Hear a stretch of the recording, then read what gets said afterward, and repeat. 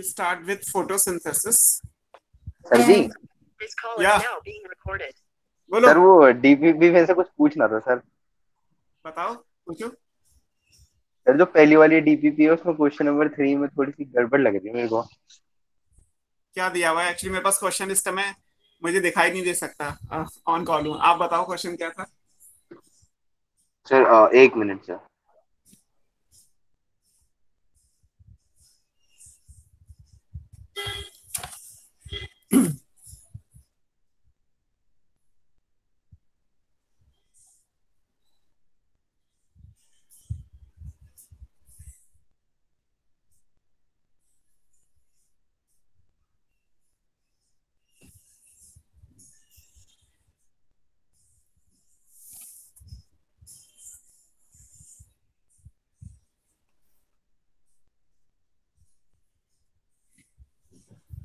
Sir ये वाला question है कि how many aquaporins are reported in eukaryotic sales.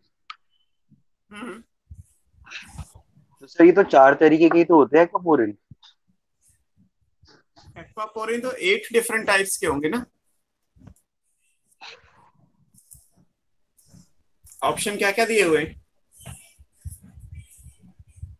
Sir 8 types, 4 types, 2 types और aquaporins are reportedly only gram negative bacteria. 8 types के होंगे ना। ऑक्टामरी तो होता है ना। ऑक्टामर का मतलब ये हुआ कि 8 टाइप की रिपीटिंग यूनिट्स है। Okay sir. ओके, सो हम फोटोसिंथेसिस की मैकेनिज्म स्टडी करते हैं। हालांकि इससे सर पहले और भी है, क्या और भी है। और भी है? बोलो, फटाफट बोलो।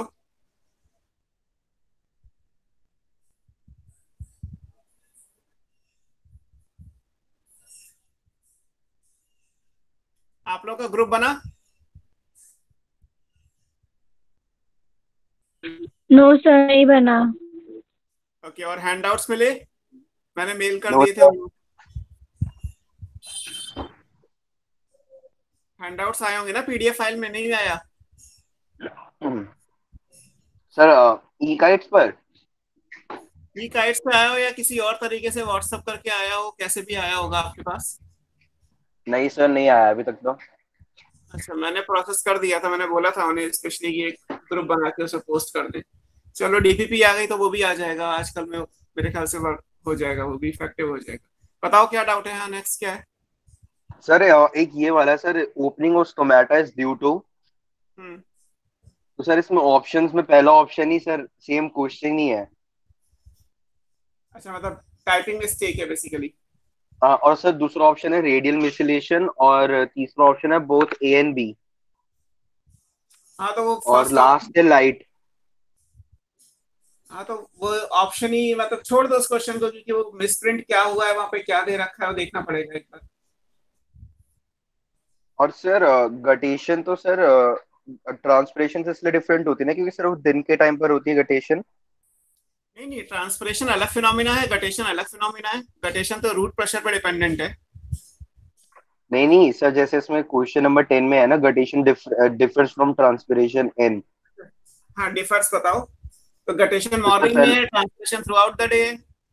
हाँ तो sir occur during the day वाला ऑप्शन गलत होगा इसमें। हाँ, गटेशन ड्यूरिंग द डे नहीं हो सकता।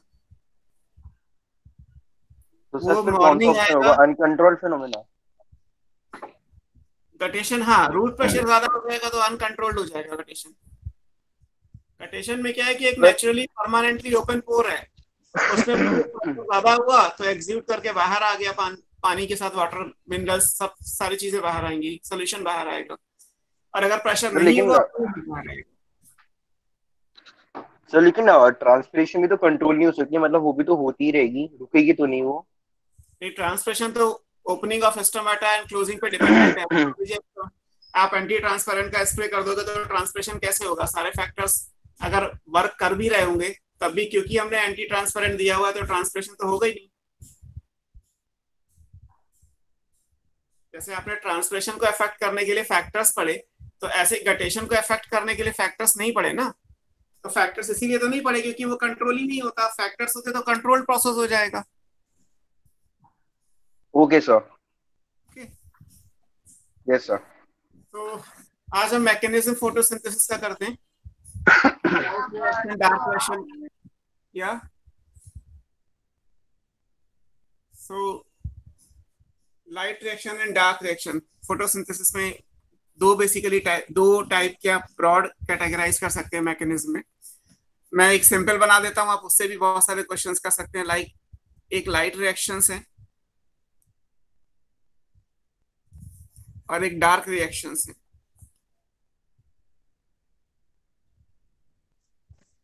अगर आप इनमें बेसिक डिफरेंसेस लेके आएंगे कि लाइट रिएक्शन और डार्क रिएक्शन में क्या क्या चेंजेस हो रहे हैं, तो पहली चीज ये कि लाइट रिएक्शन लाइट पे डिपेंडेंट है, विदाउट लाइट नहीं हो सकती। दीज आर लाइट डिपेंडेंट,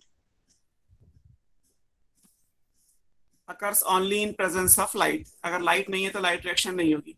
हालांकि डार्क रिएक्शन के लिए ऐसा कोई क्राइटेरिया नहीं है। डार्क रिएक्शन लाइट इंडिपेंडेंट है, इवन ये डार्क डिपेंडेंट भी नहीं है। लाइट रिएक्शन 24 आवर्स होती है, डार्क रिएक्शन 24 आवर्स होती है।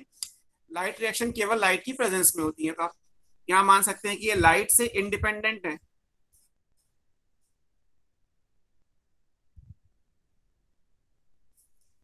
जिन साइंटिस्ट ने इसको ओवरऑल एक्सप्लेन किया था कि लाइट रिएक्शन एक्चुअली होती क्या है, तो रॉबर्ट हिल के हिसाब से इनको हिल रिएक्शन का नाम दे दिया गया। इनको ब्लैकमैन ने रिपोर्ट किया था, तो ये ब्लैकमैन्स रिएक्शन है।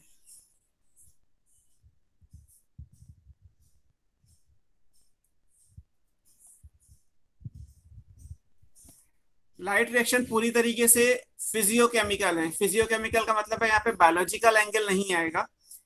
जो भी इलेक्ट्रॉन के एक्सेप्टर एंड डोनर है वो प्योर केमिकल कंपाउंड है। जैसे फिजिक्स केमिस्ट्री में आप रिएक्शंस को समझते हैं, वैसे ही light reaction. So these are physiochemical. जहां तक डार्क रिएक्शन की बात है वो एंजाइमेटिक है। उनके लिए स्क्रीन नहीं आ रही है।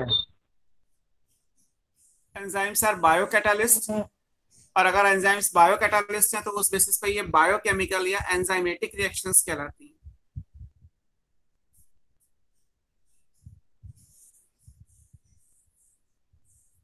इनके लिए एंजाइम्स और इनके लिए इसीलिए बायोकेमिकल लिखा है। केमिस्ट्री भी है बट बायोलॉजिकल मैनर में है। एंजाइम्स के प्रेजेंस में ही डार्क रिएक्शन कंप्लीट हो सकती है। अगर हम लोकेशन की बात करें कि एक सेल में या एक क्लोरोप्लास्ट के अंदर लाइट और डार्क रिएक्शन कहाँ होती है, तो लाइट रिएक्शन होती है इन thylakoid membrane,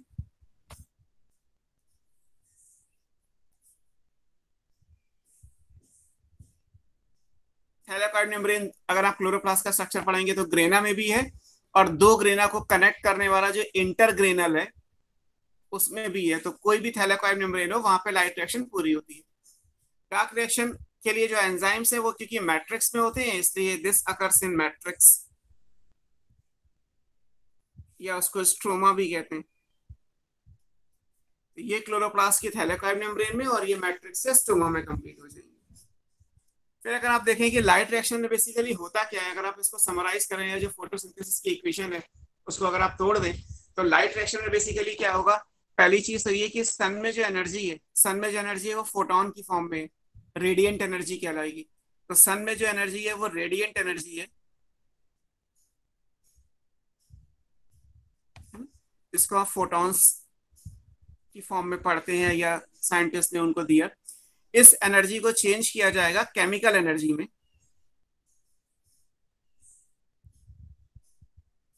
that chemical energy is ATP plus NADPH2। ये एक साथ बनेंगे और एक साथ ही यूज होंगे, तो दोनों को एक साथ ही लिखा गया है ATP प्लस NADPH2। इसको आप बोलते हैं कि ये रिड्यूसिंग पावर है, इसको रिडक्शन में यूज करना है। So this is called reducing power और एसिमिलेटरी पावर।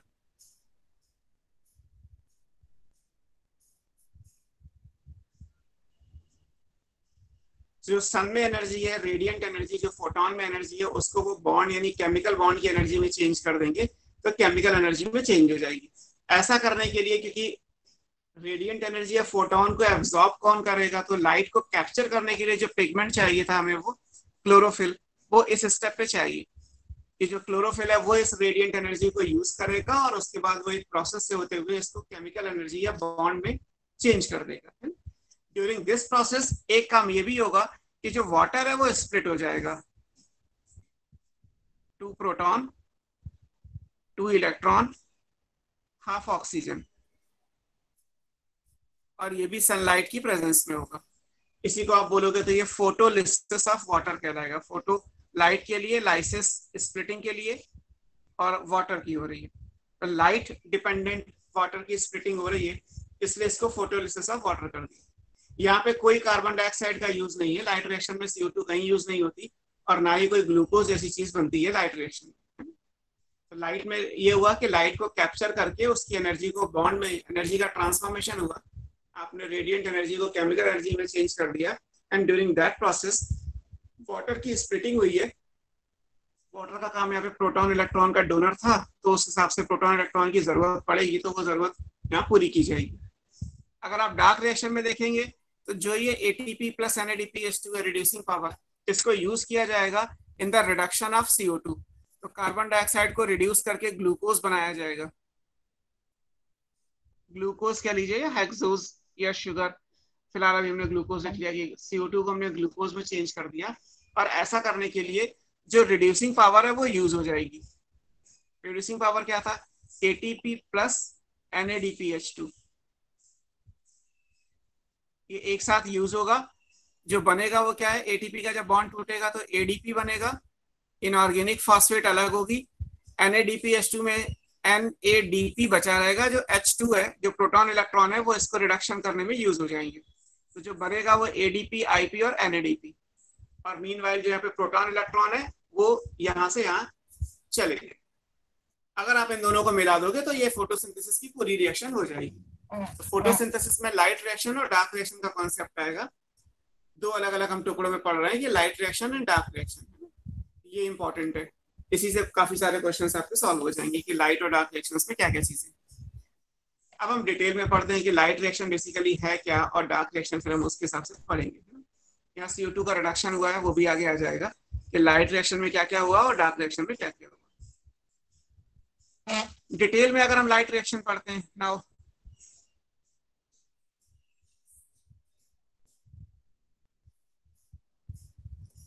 तो इसमें एक पहली चीज आएगी concept of photo system.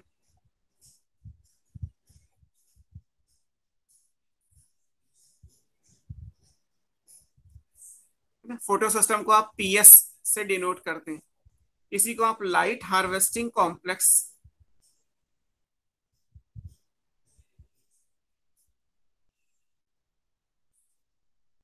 LHC कहलाता है।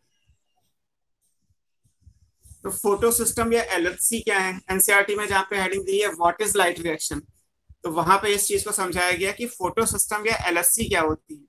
बेसिकली ये फोटोसिंथेटिक यूनिट्स कहलाती हैं।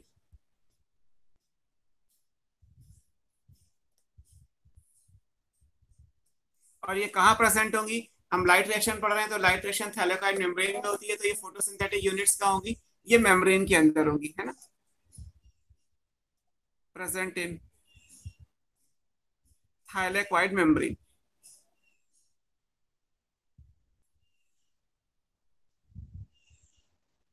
ये थैलेकॉइड मेम्ब्रेन में प्रेजेंट होती है। और एक फोटो सिस्टम है क्या, और या उसी को हम लाइट हार्वेस्टिंग कॉम्प्लेक्स बोलते हैं। लाइट को हार्वेस्ट कर रहा है, और ये अकेला नहीं है, कई सारे पिगमेंट मॉलिक्यूल का एसोसिएशन है, इसलिए कॉम्प्लेक्स वर्ड आया, इसीलिए सिस्टम वर्ड आया, और क्योंकि लाइट है तो इसलिए फोटो आ गया। LHC और PS एक ही बातें हैं, अलग अलग साइंटिस्ट ने अलग अलग तरीके से दिया था। हम अभी एक साथ पढ़ लेते हैं कि फोटो सिस्टम और LHC के बारे में एक्चुअली है, and depending on the distribution फिर ये दो टाइप के होंगे, हमें वो भी देखना है। तो पहली चीज ये आएगी कि लाइट हार्वेस्टिंग कॉम्प्लेक्स होता क्या है, ये फोटोसिंथेटिक यूनिट है, और यहीं से फोटोसिंथेसिस स्टार्ट होती है। यहाँ पे आप लिखेंगे कि ये फर्स्ट स्टेप है फोटोसिंथेसिस का, ये क्वेश्चन AIPMT में आ चुका है, first step of photosynthesis.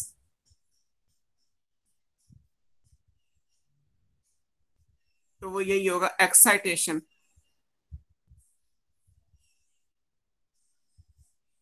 Of chlorophyll A molecule, chlorophyll A का मॉलिक्यूल एक्साइट करेगा, है ना, और इसको फोटोसिंथेसिस का पहला स्टेप कंसीडर किया जाता है। अब ये कैसे एक्साइट करेगा, उस चीज को हम देखते हैं कि लाइट हार्वेस्टिंग कॉम्प्लेक्स का स्ट्रक्चर क्या है और ये एक्साइटेशन किस तरीके से कंप्लीट होता है। अब किसी भी एक फोटो सिस्टम के अंदर एक्चुअली क्या होता है कि इस तरीके से कुछ हम मान लेते हैं कि बुक में तो बना ही हुआ है, हम अपने हिसाब से समझ लेते हैं। ये ट्रायंगुलर से स्ट्रक्चर्स हैं, यहाँ पे बहुत सारे मॉलिक्यूल्स हैं।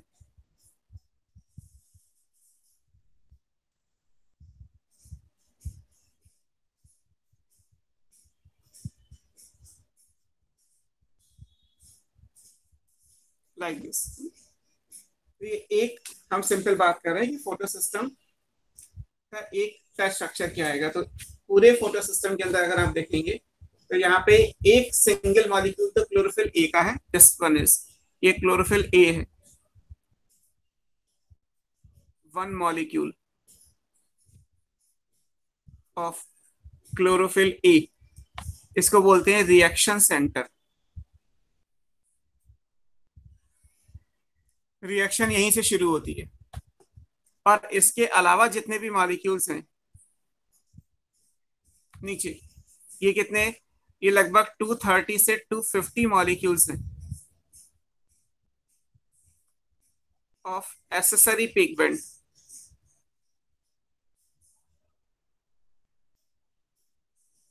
इनको आप एंटीना मॉलिक्यूल्स कहते हैं।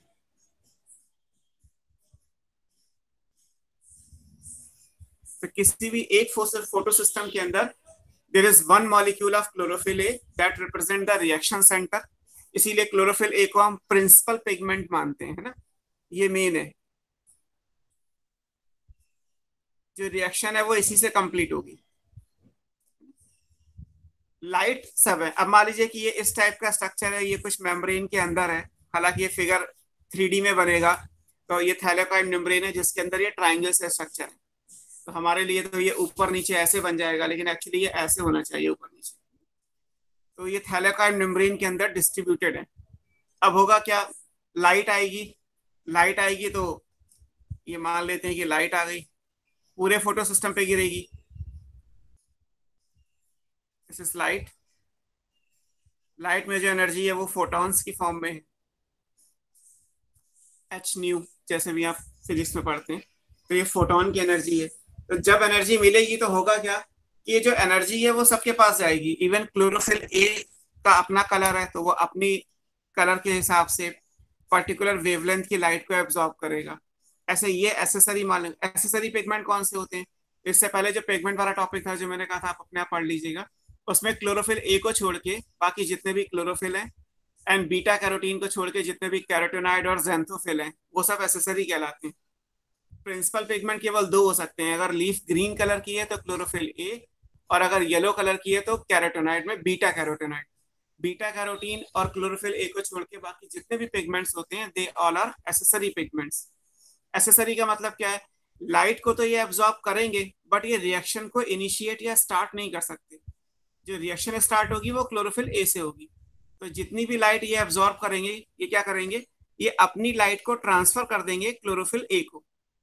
इस तरीके से लाइट तो सबने एब्जॉर्ब की, बट सबने क्या किया, अपनी लाइट को ट्रांसफर कर दिया finally to chlorophyll a molecule, so that chlorophyll a molecule excite हो जाए और वो रिएक्शन को स्टार्ट कर सके। तो एंटीना मॉलिक्यूल का काम यही है कि सारी जगह से लाइट, जैसे एंटीना का काम क्या होता है, हर जगह से जो है वो फ्रीक्वेंसी को कैप्चर करके एक वायर के थ्रू आगे ट्रांसफर कर देना। ऐसे यहाँ भी है कि लाइट सारी ये भी एब्जॉर्ब कर रहे हैं बट ये खुद रिएक्शन स्टार्ट नहीं करेंगे, ये इस लाइट को ट्रांसफर कर देंगे क्लोरोफिल ए को। और जैसे ही क्लोरोफिल ए को इनफ लाइट मिलेगी, यहाँ से जो है वो दो इलेक्ट्रॉन निकल जाएंगे और फिर यहाँ पे कोई भी इलेक्ट्रॉन का एक्सेप्टर आएगा, this is primary electron acceptor.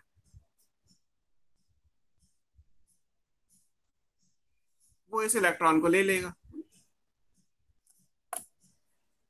तो क्लोरोफिल ए से ही शुरू हुआ, जैसा भी हमने लिखा कि फर्स्ट स्टेप फोटोसिंथेसिस का क्या है, that is excitation of chlorophyll a molecule. तो क्लोरोफिल ए मॉलिक्यूल एक्साइट हुआ।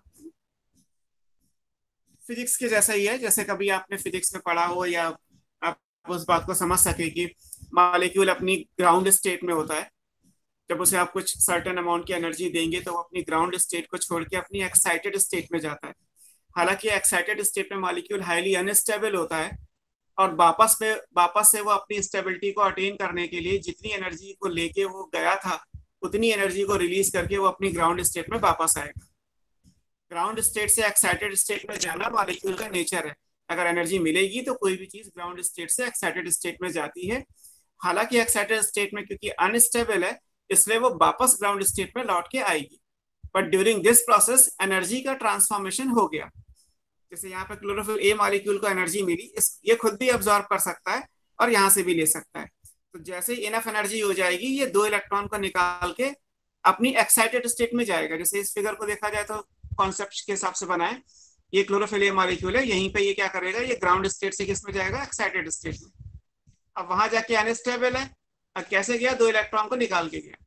तो 2 इलेक्ट्रॉन तो निकल गए, अब निकल गए वो कौन लेगा वो बात की बात है, बट ये एक्साइटेड स्टेट में है।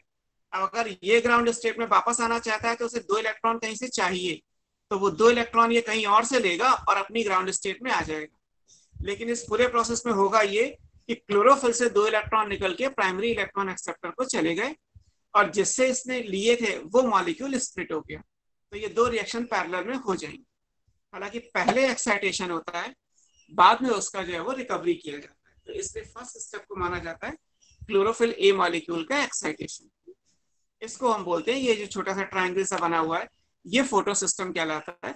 और इसमें जो एसेसरी मॉलिक्यूल जितना भी पोर्शन बनाते हैं वो लाइट हार्वेस्टिंग कॉम्प्लेक्स कहलाता है, LHC कहलाता है। तो ये LHC और PS के बारे में था। अब depending on the distribution and the wavelength they absorb, ये 2 अलग अलग टाइप के हैं, लाइट हार्वेस्टिंग कॉम्प्लेक्स या PS1 PS2 जो आप पढ़ते हैं वो। पहले PS2 आएगा एक्चुअली, या LHC2 आएगा, उसके बाद PS1 या LHC1 आएगा। 1 की डिस्कवरी पहले हुई थी इसलिए ये है ना। हालांकि वेवलेंथ के हिसाब से पहले 2 आता है, ये बाद में डिस्कवर हुआ, ये पहले डिस्कवर हुआ। इस बेसिस पे PS1 PS2 दिए गए। ये 2 अलग अलग टाइप के होते हैं। पहली चीज कि ये कितनी वेवलेंथ की लाइट को एब्जॉर्ब करते हैं। जो सन में लाइट है, सनलाइट में जो विजिबल लाइट आती है वो 400 से 703 नैनोमीटर की वेवलेंथ की है, तो इसी रेंज में से आएगा। तो PS2 इफेक्टिव तब होता है जब लैम्डा यानी वेवलेंथ आएगी 400 से 683 नैनोमीटर की, और PS1 तब वर्क करता है when lambda equals to 683 to 703 nanometre. एक पॉइंट तो ये हुआ कि जो आप यहाँ पे लाइट में वेवलेंथ लिखेंगे कि अगर ये PS2 है तो इस वेवलेंथ का होगा, अगर PS1 है तो ये इतनी वेवलेंथ की लाइट को एब्जॉर्ब करेगा। रिप्रेजेंटेशन के हिसाब से इसको लिख दिया जाता है, P stand for photo system 680 round figure में। हालांकि बेटर हमेशा +3 वाला रहेगा, ये याद रखिएगा। ऐसे यहाँ पे भी आप इसको P700 मान सकते हैं, या बेटर होगा P703 लिखा जाए।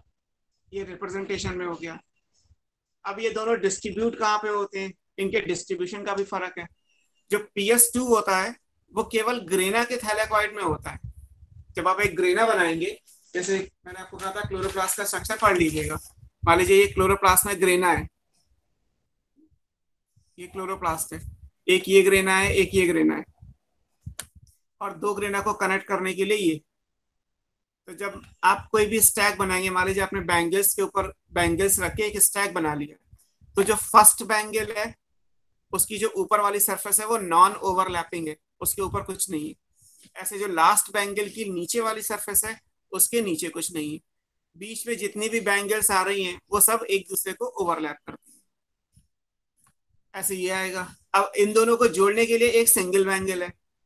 अगर ये सिंगल मान लीजिए रिंग रखी हुई है तो इसमें ना तो ये ओवरलैप कर रहा है ना ये ओवरलैप कर रहा है। जो ओवरलैप करता है वो कहलाता है एप्रेस, और जो नॉन ओवरलैप करता है वो नॉन एप्रेस्ड। तो जो ग्रेना बनाएंगे आप, तो ग्रेना के अंदर केवल एप्रेस्ड आएगा और ये नॉन एप्रेस्ड आएगा। लेकिन जब 2 ग्रेना को जोड़ने वाला थैलेकॉइड होता है तो ये पूरी तरीके से नॉन एप्रेस्ड ही होता है, इसमें कोई एप्रेस्ड नहीं होता। हम क्यों पढ़ रहे हैं, क्योंकि PS1 PS2 की लोकेशन एक्चुअली इसी तरीके से है।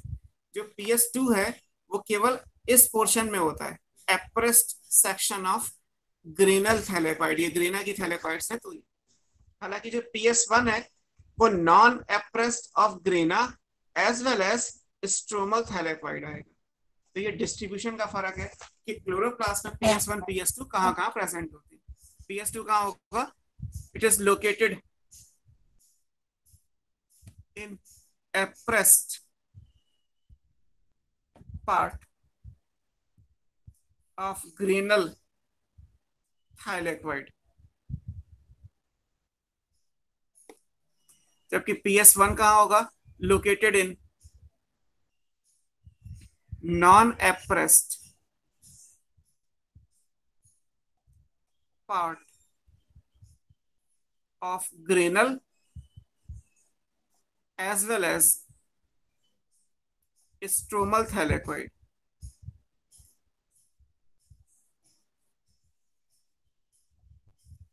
ये डिफरेंस हो गया, ठीक है? आप समझ रहे हैं? जैसे ये क्लोरोप्लास्ट का रफ डायग्राम अगर मैंने समझाने के लिए बनाया, तो जो ये है यहाँ पे तो जितने भी मॉलिक्यूल्स आएंगे ये सब PS2 है, और जो यहाँ मॉलिक्यूल्स आएंगे या जो सबसे नीचे वाले में आएंगे या इसमें जितने भी मॉलिक्यूल्स आएंगे ये सारे PS1 मॉलिक्यूल है। तो PS1 हमेशा नॉन ओवरलैपिंग पार्ट में होगा, जबकि PS2 हमेशा ओवरलैपिंग पार्ट में होगा। ओवरलैपिंग पार्ट केवल ग्रेना में आ सकता है, स्टोमा के थाइलेकॉइड में नहीं आ सकता क्योंकि वो सिंगल लेयर्ड होगा। तो ये डिफरेंस PS1 PS2 के होगा कि ये कितनी वेवलेंथ की लाइट लेंगे और उसके हिसाब से इनकी लोकेशन क्या है और उनको रिप्रेजेंट कैसे करते हैं।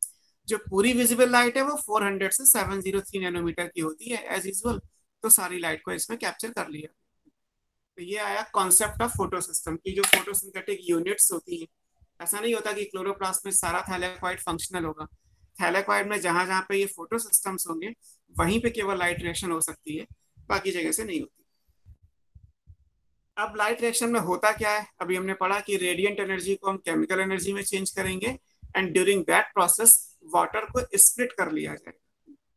एटीपी की सिंथेसिस होती है, इसलिए एटीपी की सिंथेसिस कैसे होगी? From ADP and inorganic phosphate. तो जब आप किसी में इनऑर्गेनिक फॉस्फेट या फॉस्फेट ग्रुप का एडिशन करते हैं तो उसको क्या बोलेंगे? Phosphorylation. Addition of phosphate group is called phosphorylation. Just like की एडिशन ऑफ कार्बन डाइऑक्साइड है तो कार्बोक्सिलेशन हो गया, ऑक्सीजन है तो ऑक्सीजनेशन हो गया, हाइड्रोजन है तो हाइड्रोजिनेशन हो गया, इसी तरीके से फॉस्फेट है तो फॉस्फोराइलेशन हो गया। बट जो हम फॉस्फेट ऐड करेंगे इस पूरे टॉपिक में या प्लांट फिजियोलॉजी में जहां भी ये वर्ड आएगा, फॉस्फेट हमेशा एडीपी में ऐड करेंगे सो दैट एटीपी बने। तो एटीपी की सिंथेसिस हमारे लिए फोटोफॉस्फोराइलेशन अगर लाइट की प्रेजेंस में है तो। हालांकि अंडरस्टूड है कि हमने एटीपी कैसे बनाया? एडीपी में इनऑर्गेनिक फॉस्फेट को ऐड करके। आपने एडीपी में आईपी को ऐड किया तो वहां से एटीपी बन गया, वो कहलाएगा फॉस्फोराइलेशन। अगर ये लाइट की प्रेजेंस में है तो फोटोफॉस्फोराइलेशन।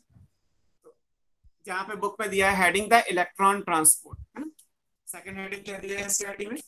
द इलेक्ट्रॉन ट्रांसपोर्ट, है ना? जैसे फर्स्ट था कॉन्सेप्ट ऑफ फोटो सिस्टम, ऐसे सेकंड क्या आएगा? The electron transport.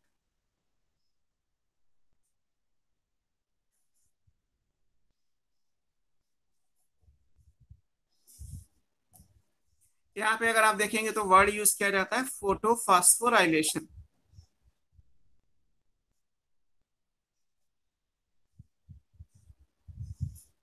इसका मतलब है फोटो मतलब लाइट, लाइट डिपेंडेंट, लाइट पे ही डिपेंड होगा, और एटीपी बनाएंगे हम, एटीपी सिंथेसिस। लाइट की प्रेजेंस में अगर एटीपी बनती है तो हम मान लेते हैं। हालांकि एटीपी हमने कैसे बनाया ये फिक्स है कि हम एडीपी में ही इनऑर्गेनिक फॉस्फेट को जोड़ेंगे, किसी और चीज में नहीं, एंड देन ओनली यहाँ पे एटीपी बनेगा इन प्रेजेंस ऑफ सनलाइट। तो सनलाइट की प्रेजेंस में अगर फॉस्फोराइलेशन एडीपी का किया जाए तो एटीपी बनेगा। तो हमने इसको बोला photophosphorylation, light dependent ATP synthesis. और फिर ये दो टाइप का है, एक साइक्लिक और एक नॉन साइक्लिक, है ना? ये टू टाइप्स का है।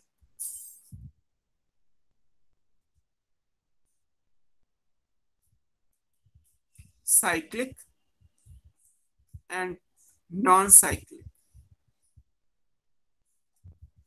लाइट रिएक्शन में साइक्लिक और नॉन साइक्लिक फोटोफॉस्फोराइलेशन आएंगे, वो हमें देखते हैं। अब एक एक करके देखते हैं। जो इलेक्ट्रॉन ट्रांसपोर्ट करके हेडिंग दी है वो बेसिकली नॉन साइक्लिक के लिए दी हुई है, नॉन साइक्लिक फोटोफॉस्फोराइलेशन।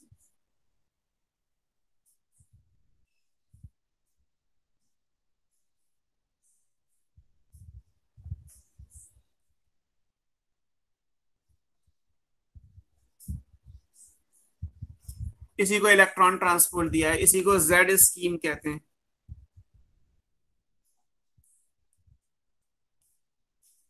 जेड के जैसा आएगा एनर्जी स्केल पे, हमारा नहीं आएगा। अगर इसको एनर्जी, क्योंकि हमने पढ़ा है कि हर एक मॉलिक्यूल का ग्राउंड स्टेट, एक्साइटेड स्टेट, ये वर्ड यूज हो रहे हैं। अगर ये वर्ड यूज हो रहे हैं तो इसको हायर क्लासेस में क्या करते हैं, एनर्जी स्केल पे दिखाते हैं कि क्लोरोफिल मॉलिक्यूल की ग्राउंड स्टेट पे एनर्जी कितनी है और क्लोरोफिल मॉलिक्यूल की एक्साइटेड स्टेट पे कितनी है। तो इसी तरीके से आप जब सबकी एनर्जी बनाएंगे तो एनर्जी स्केल पे इसका जो अपीयरेंस है वो जेड के जैसा आएगा, इसीलिए इसको जेड स्कीम भी कहा जाता है। नॉन साइक्लिक इसलिए कहा गया क्योंकि जहां से आप शुरू करेंगे वहां पे वापस लौट के नहीं आएंगे।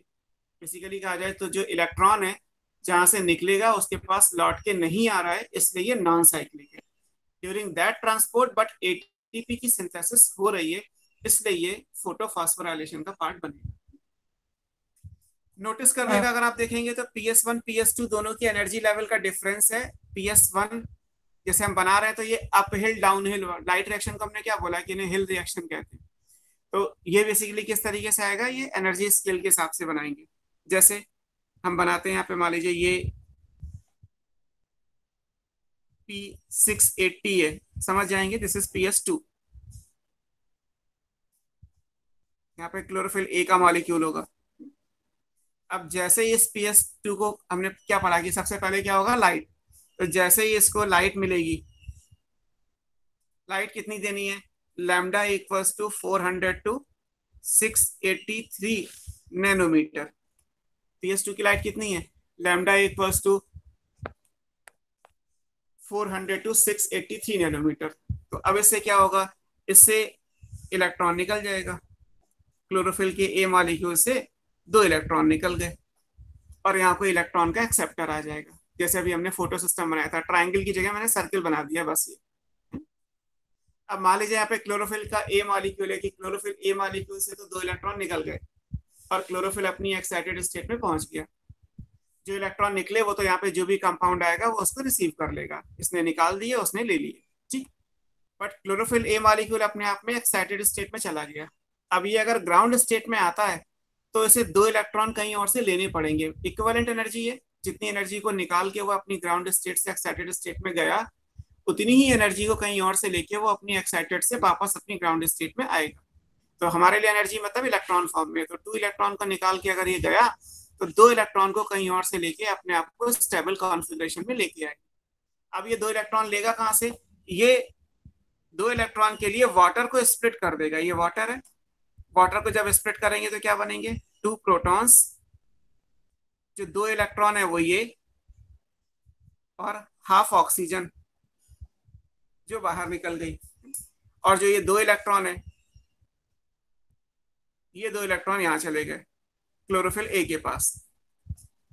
तो जो क्लोरोफिल ए मॉलिक्यूल है वो अपने आप में सेफ आ गया। हालांकि इसने 2 इलेक्ट्रॉन को शुरू में निकाल दिया, बट बाद में वाटर को स्प्लिट करके इसने अपने 2 इलेक्ट्रॉन फुलफिल कर लिए। तो उसके हिसाब से ये अपने स्टेबल कॉन्फ़िगरेशन में आ गया, बट 2 इलेक्ट्रॉन इनिशियली निकल चुके हैं और वो आगे रिएक्शन को स्टार्ट कर चुके हैं। वाटर को स्प्लिट करने के लिए जो यहाँ पे कंपाउंड चाहिए वो OEC कहलाता है। अभी हम लिख देंगे और नीचे लिख देता हूँ। OEC क्या है, OEC ऑक्सीजन इवॉल्विंग कॉम्प्लेक्स कहलाता है। What is OEC? OEC is oxygen evolving complex.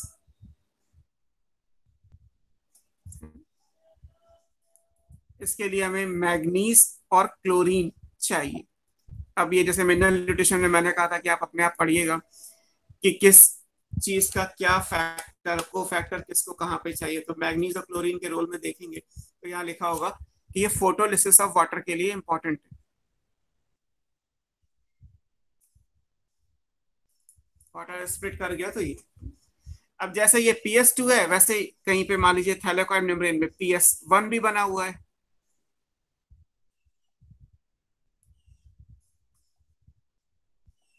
P700 भी है।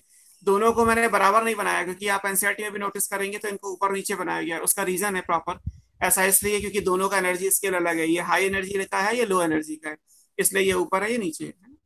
लाइट तो इसको भी मिली होगी, लाइट तो एक साथ ही आएगी, उस पर तो कोई फिल्टर लगा नहीं है।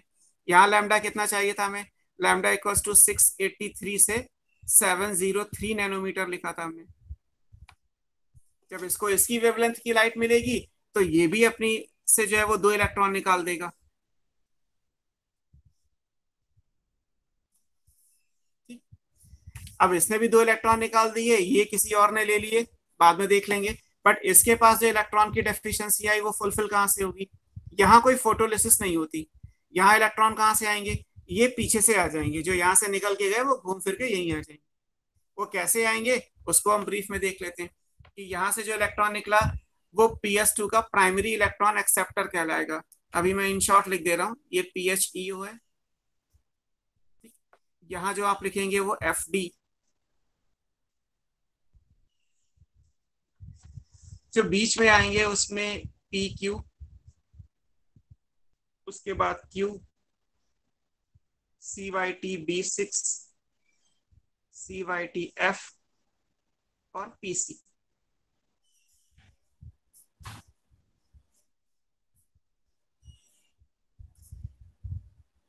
ऐसे आएंगी और ये सब नीचे की तरफ आ रहे हैं।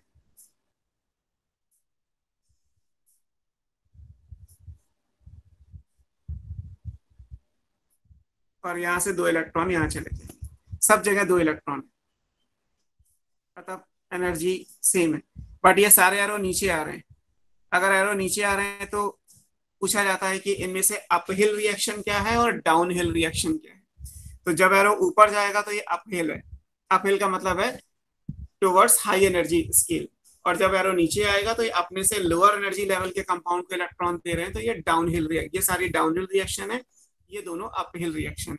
तो अपहिल और डाउनहिल आपसे पूछा जाता है तो वो आपको याद रखना है। फिर इस फेराडॉक्सिन के पास जब इलेक्ट्रॉन आएंगे तो ये इलेक्ट्रॉन को क्या करेगा, यहाँ पे जो इलेक्ट्रॉन है वो 2 इलेक्ट्रॉन ये हैं फेराडॉक्सिन से जो निकले, वो यहाँ पे चाहिए 2 प्रोटॉन, 2 इलेक्ट्रॉन हो गए, 2 प्रोटॉन हो गए। इसके अलावा यहाँ पे चाहिए NADP, और फिर यहाँ से जो बन जाएगा वो NADPH2। और यहाँ पे फिलहाल मैं E लिख दे रहा हूँ, E का डिनोशन क्या है वो देख लेता हूँ क्या। ये लाइट रिएक्शन है। आप बुक में नोटिस करेंगे तो यहाँ पे बुक में फिगर लिखा हुआ है कि ये इलेक्ट्रॉन ट्रांसपोर्ट है, इसको लिखा है द इलेक्ट्रॉन ट्रांसपोर्ट।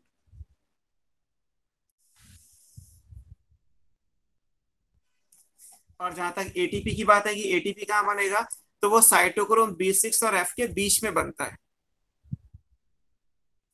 मान लीजिए यहाँ पे ATP का फॉर्मेशन हुआ, कहां से बनेगा, ADP प्लस इनऑर्गेनिक फास्फेट।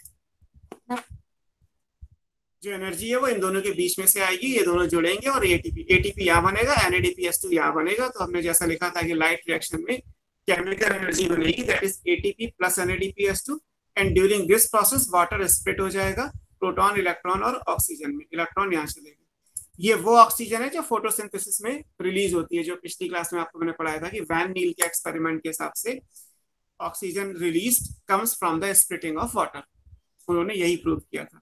तो और हमने 12 वाटर इसीलिए स्प्लिट किया क्योंकि यहाँ पे 6O2 आएगा। अगर आप 6H2O यहाँ पे लिखोगे तो यहाँ पे 3O2 रह जाएगा, जो गलत है। ऑक्सीजन के 6 मॉलिक्यूल निकलते हैं, तो इसका मतलब इनिशियली आपको 12 वाटर मॉलिक्यूल को फोटोलिसिस में ले जाना होगा, बाद में 6 वाटर मॉलिक्यूल मिल जाएंगे, वो एक अलग बात है। फिनोशंस की बात करेंगे तो जो लिखा हुआ है FeO, दैट इज फियोफाइटिन, ये प्राइमरी इलेक्ट्रॉन एक्सेप्टर है ऑफ PS2। अब जैसे कभी आपसे पूछा जाए कि PS2 का प्राइमरी इलेक्ट्रॉन एक्सेप्टर क्या है, तो PS2 ये है, तो आंसर फियोफाइटिन आएगा। और अगर कहा जाए कि फोटोसिंथेसिस का क्या है, तो भी आंसर पहले तो यही आएगा। बट अगर पूछा जाए कि PS1 का प्राइमरी इलेक्ट्रॉन एक्सेप्टर क्या है, तो ये आंसर नहीं होगा। PS1 का इलेक्ट्रॉन एक्सेप्टर क्या है, FD है ना। तो FD आपको याद रखना है, FD इज फेरोडॉक्सिन। फेरोडॉक्सिन आयरन सल्फर होता है। आपको मैंने मिनरल न्यूट्रिशन के बाद जो नाइट्रोजनस एंजाइम पढ़ाया था उसमें भी लिखा था कि फेरोडॉक्सिन आयरन सल्फर का पार्ट होता है। तो आयरन और सल्फर के फंक्शन में अगर आप देखोगे तो उसमें फेरोडॉक्सिन लिखा होगा। ये प्राइमरी इलेक्ट्रॉन एक्सेप्टर है।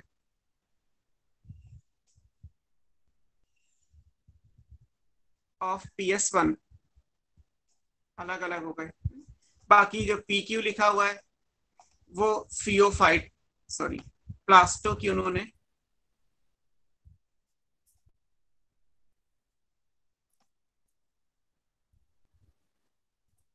अगर Q लिखा है तो ये क्यूनोन है। साइटोक्रोम CYT जहां पे लिखा है, चाहे वो B6 हो या F हो, साइटोक्रोम के टाइप अलग अलग होते हैं। ये साइटोक्रोम है। साइटोक्रोम आयरन कंटेनिंग होते हैं, इनके लिए आयरन चाहिए। जहां PC लिखा हुआ है वो प्लास्टोसाइनिन है। प्लास्टोसाइनिन का जो कंपोनेंट है वो कॉपर है, तो वो आपको चाहिए। OEC मैंने आपको लिखी थी। सर स्क्रीन नहीं दिख रही है। आना चाहिए, मेरे हिसाब से तो सब कुछ नॉर्मल है। यस सर, स्क्रीन नहीं नजर। कुछ कनेक्शन इश्यू होगा मेरे हिसाब से, तो मतलब मेरे कॉपी में तो आ ही रहा है। तो ब्लर आ रहा है। सर पेज ऊपर कर लो, दिख तो सही रहा है। देखो हाँ सर ठीक है।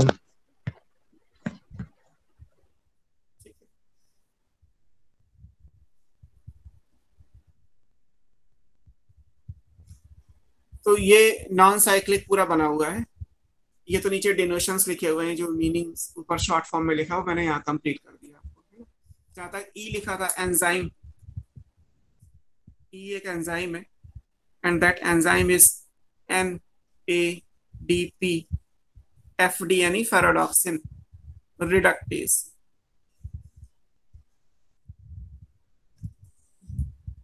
E enzyme. तो इस तरीके से ये पूरा नॉन साइक्लिक आएगा।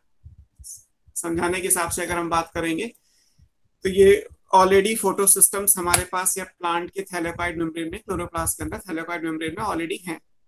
जैसे ही उस थैलेकॉइड मेम्ब्रेन के फोटो सिस्टम्स पर लाइट गिरी, अपनी अपनी वेवलेंथ के हिसाब से दोनों फोटो सिस्टम्स जो है वो अपने एक्साइटेड स्टेट में चले गए।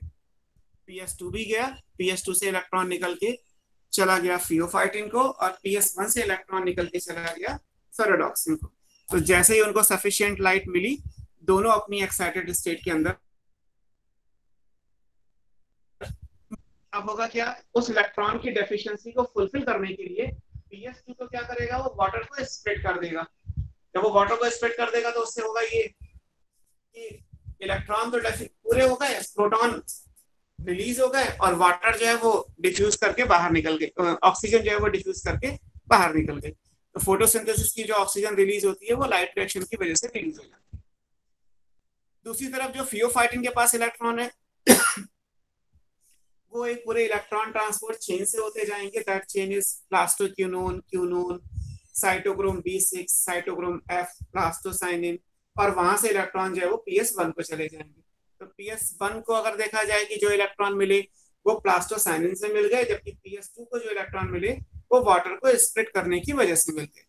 वाटर को स्प्लिट करने के लिए जो प्रोटीन का कॉम्प्लेक्स है वो ऑक्सीजन इवॉल्विंग कॉम्प्लेक्स कहलाता है, और वो मैग्नीज और क्लोरीन की प्रेजेंस में काम करता है। दूसरी तरफ जो इलेक्ट्रॉन फेरोडॉक्सिन के पास गए थे, वो फेरोडॉक्सिन से इलेक्ट्रॉन निकल के NADP के पास जाएंगे। NADP को 2 प्रोटॉन भी चाहिए, और 2 इलेक्ट्रॉन 2 प्रोटॉन के साथ कंबाइन करके NADPH2 बन जाएगा। जो NADP के पास 2 प्रोटॉन है वो यही वाले मान लेते हैं। डॉटेड लाइन से बना रहा हूं क्योंकि डायरेक्ट नहीं जाते, इनडायरेक्ट वे में जाएंगे।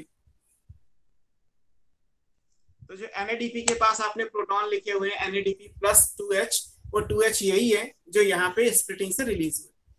इलेक्ट्रॉन यहाँ गया, प्रोटॉन वहां चला गया, ऑक्सीजन निकल के बाहर चली गई। तो जो वाटर का काम था वो नॉन साइक्लिक के हिसाब से पूरा हो गया। ड्यूरिंग द होल प्रोसेस बना क्या, एक तो साइटोक्रोम B6 और F के बीच में ATP बना। वो इंपॉर्टेंट है कि ATP की सिंथेसिस हो रही थी, इसीलिए फोटोफॉस्फोराइलेशन नाम दिया था।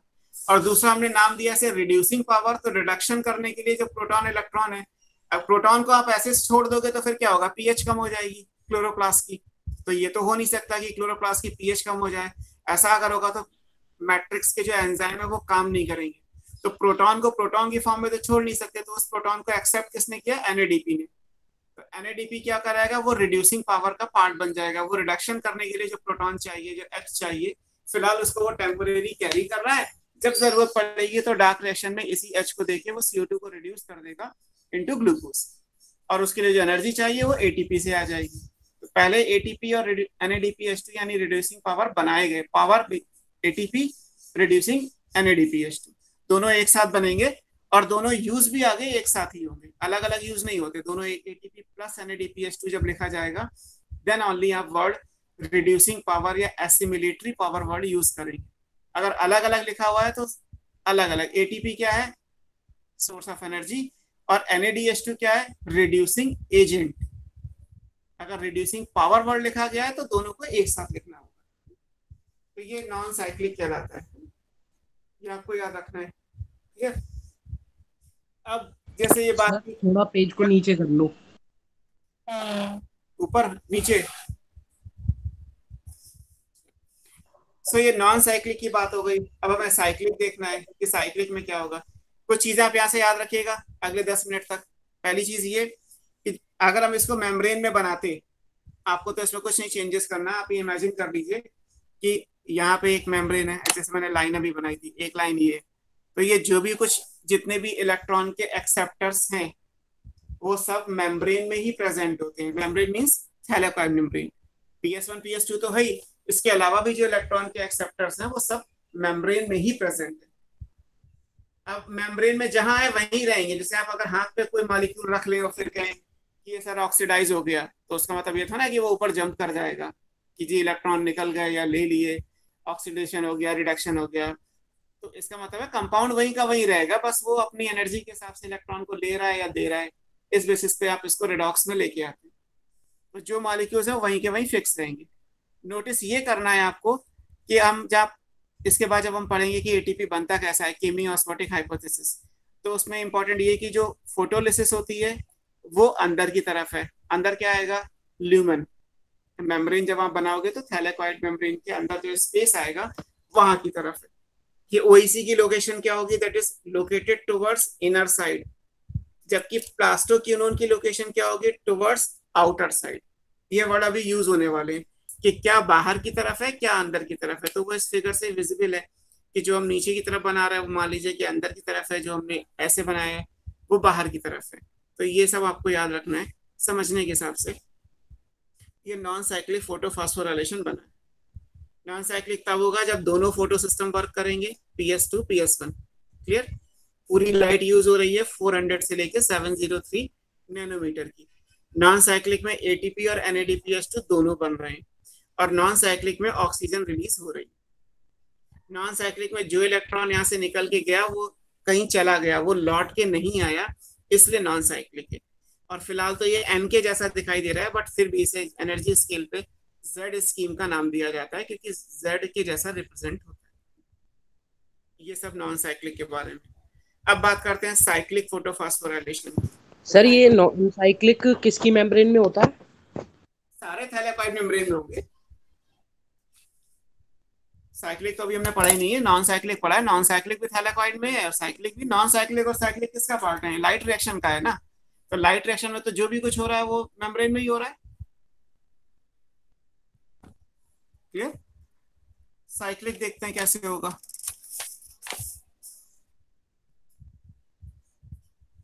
Cyclic photophosphorylation.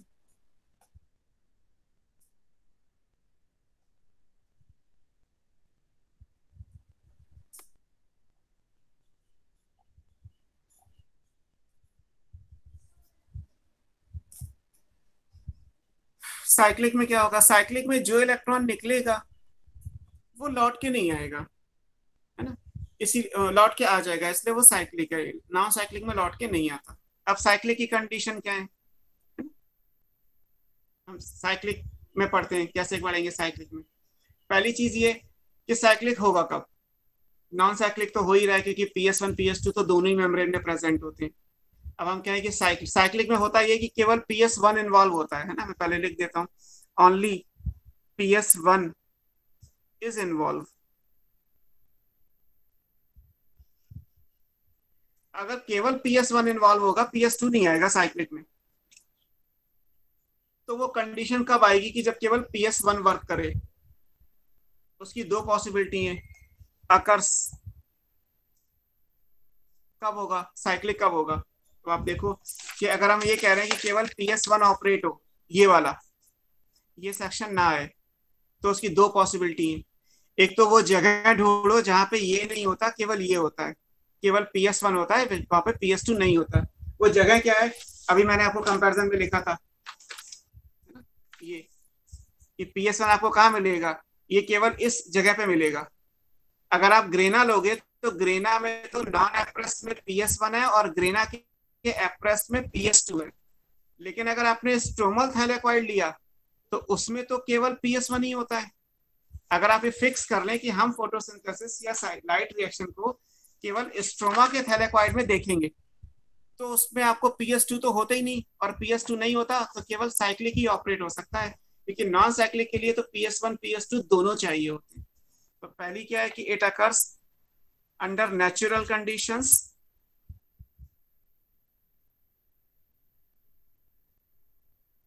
Under, sir screen बहुत ब्लर आ रही है, कुछ साफ नहीं दिख रहा। बेटे मेरे पॉइंट ऑफ व्यू से तो सब कुछ ठीक है, कनेक्शन भी है, सारा कुछ। अब देखो कुछ सर बहुत ज्यादा ब्लर आ रही है। सभी को ही आ रही है सर ब्लर। डिस्कनेक्ट करके दोबारा से कनेक्ट करके देखो। सर अभी भी आया हूँ मैं वापस क्लास में। अभी अभी सर सही आ रही है। वो कुछ लोड होने में ही हो सकता है। अंडर नेचुरल कंडीशंस कहाँ पे आएगा, ओनली इन स्ट्रोमल थैलेकॉइड। अगर आप लाइट रिएक्शन को केवल स्ट्रोमा के थैलेकॉइड में कंसिडर करो, ग्रेना में नहीं, तो स्ट्रोमा के थैलेकॉइड में केवल PS1 होता है, PS2 नहीं होता। और केवल PS1 होता है तो साइक्लिक हो सकता है, नॉन साइक्लिक नहीं हो सकता। नॉन साइक्लिक हम पढ़ चुके हैं, नॉन साइक्लिक के लिए PS1 PS2 दोनों चाहिए होते हैं। तो ये एक कंडीशन की साइक्लिक अंडर नेचुरल कंडीशन कब ऑपरेट होगा, ये केवल तब ऑपरेट होगा जब स्ट्रोमल थैलेकॉइड की बात होगी, ग्रेनल थैलेकॉइड की बात हम नहीं करेंगे। और दूसरी कंडीशन ये है, एक कंडीशन तो ये है कि अगर हम मान लीजिए क्लोरोप्लास्ट तो पूरा है, अगर आप लैब में किसी प्लांट को रख के या क्लोरोप्लास्ट को कल्चर मीडियम में ग्रो के अगर उसे लाइट ही आप 683 नैनोमीटर से ज्यादा की देंगे, तो जब आप PS2 की लाइट ही नहीं दे रहे तो PS2 वर्क करेगा नहीं, PS1 ही वर्क करेगा ना। जब आप मोर देन 683 नैनोमीटर की लाइट अगर आर्टिफिशियल सन से जो आ रही है वो तो पूरी आएगी।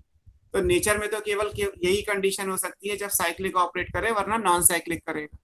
बट अगर हम लैब में करना चाहें तो कर सकते हैं। लैब में अगर आपने लाइट मोर देन 683 नैनोमीटर की दी तो ऑब्वियस है कि PS2 ऑपरेट नहीं हो सकता, केवल PS1 ऑपरेट होगा। और PS1 ऑपरेट होगा तो केवल साइक्लिक फोटोफॉस्फोराइलेशन होगा।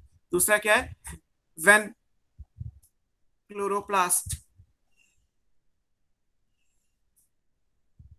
आर आर्टिफिशियली इल्यूमिनेटेड, मतलब उन्हें लाइट दी गई है with light having lambda equals to more than 683 to 703 nanometre. जब आप लाइट ही 683 से ज्यादा की देंगे तो ऑब्वियस है कि फिर PS2 होगा भी तो काम नहीं करेगा। और एक कंडीशन ये कि PS2 हो ही ना तो वो ऊपर वाली है। तो साइक्लिक नेचर में भी हो सकता है और लैब में भी हो सकता है। हालांकि मोस्ट ऑफ द केस में तो नॉन साइक्लिक होता ही है, क्योंकि PS1 PS2 दोनों की लाइट आती है। तो ये साइक्लिक कब ऑपरेट होगा और साइक्लिक के लिए हमें क्या क्या चीजें चाहिए। जब केवल साइक्लिक ऑपरेट होगा तो उसमें कोई फोटोलिसिस नहीं होती और उसके हिसाब से फिर कोई NADPH2 भी नहीं बनेगा। अब देखो साइक्लिक में क्या होगा, मान लीजिए साइक्लिक में क्या है कि हमारे पास ये P700 है, दैट इज PS1। ठीक, PS1 को एक लाइट दी गई, that light is lambda equals to 6832703 nanometre. तो इससे इलेक्ट्रॉन निकल गए, 2 इलेक्ट्रॉन निकल गए, तो मान लेते हैं कि ये फियोफाइटिन के पास पहुंच गए। या पहले किस पे जाएंगे, पहले PS1 से जाएंगे तो फेराडॉक्सिन पे जाएंगे। अब फेराडॉक्सिन लिख लीजिए, मान लीजिए फेराडॉक्सिन के पास पहुंच गए। जैसे ये बना हुआ है फिगर कि केवल हम ये कंसीडर कर रहे हैं, ये तो है ही नहीं। ठीक, अब जो फेराडॉक्सिन के पास गए हैं वो फेराडॉक्सिन से लौट के सीधे यहीं आ जाए, तो ये ट्राइंगल पूरा हो जाएगा, साइक्लिक हो जाएगा। ये इन्वॉल्व है नहीं, अगर ये इन्वॉल्व नहीं है तो प्रोटॉन नहीं मिलेंगे ना, तो ये भी नहीं बनेगा, ना ये बनेगा ना ये बनेगा। बीच में जो छूट गया केवल वो कंप्लीट होगा, और बीच में छूट गया तो ATP तो बन जाएगा लेकिन NADPH2 नहीं बनेगा। और क्योंकि वाटर स्प्लिट नहीं हो रहा, वो तो PS2 पे स्प्लिट होता है ना, PS1 पे तो नहीं होता, तो ऑक्सीजन भी रिलीज नहीं होगी। इस तरीके से साइक्लिक आएगा। फिगर वही है, ये फेराडॉक्सिन है, फेराडॉक्सिन से जो इलेक्ट्रॉन है वो प्लास्टोक्यूनोन, वहां से क्यूनोन, वहां से साइटोक्रोम B6, यहाँ से साइटोक्रोम F, यहाँ से प्लास्टोसाइनिन, और प्लास्टोसाइनिन से वापस PS1। हर जगह 2 इलेक्ट्रॉन एज यूजुअल।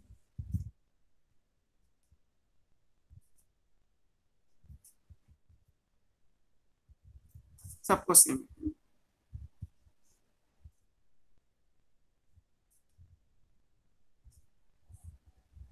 ये इस तरीके से आएगा। अब इसमें हुआ है कि जो जहां पे B6 और F है वहां पे मैंने बताया वहां पे ATP तो बन ही जाएगा,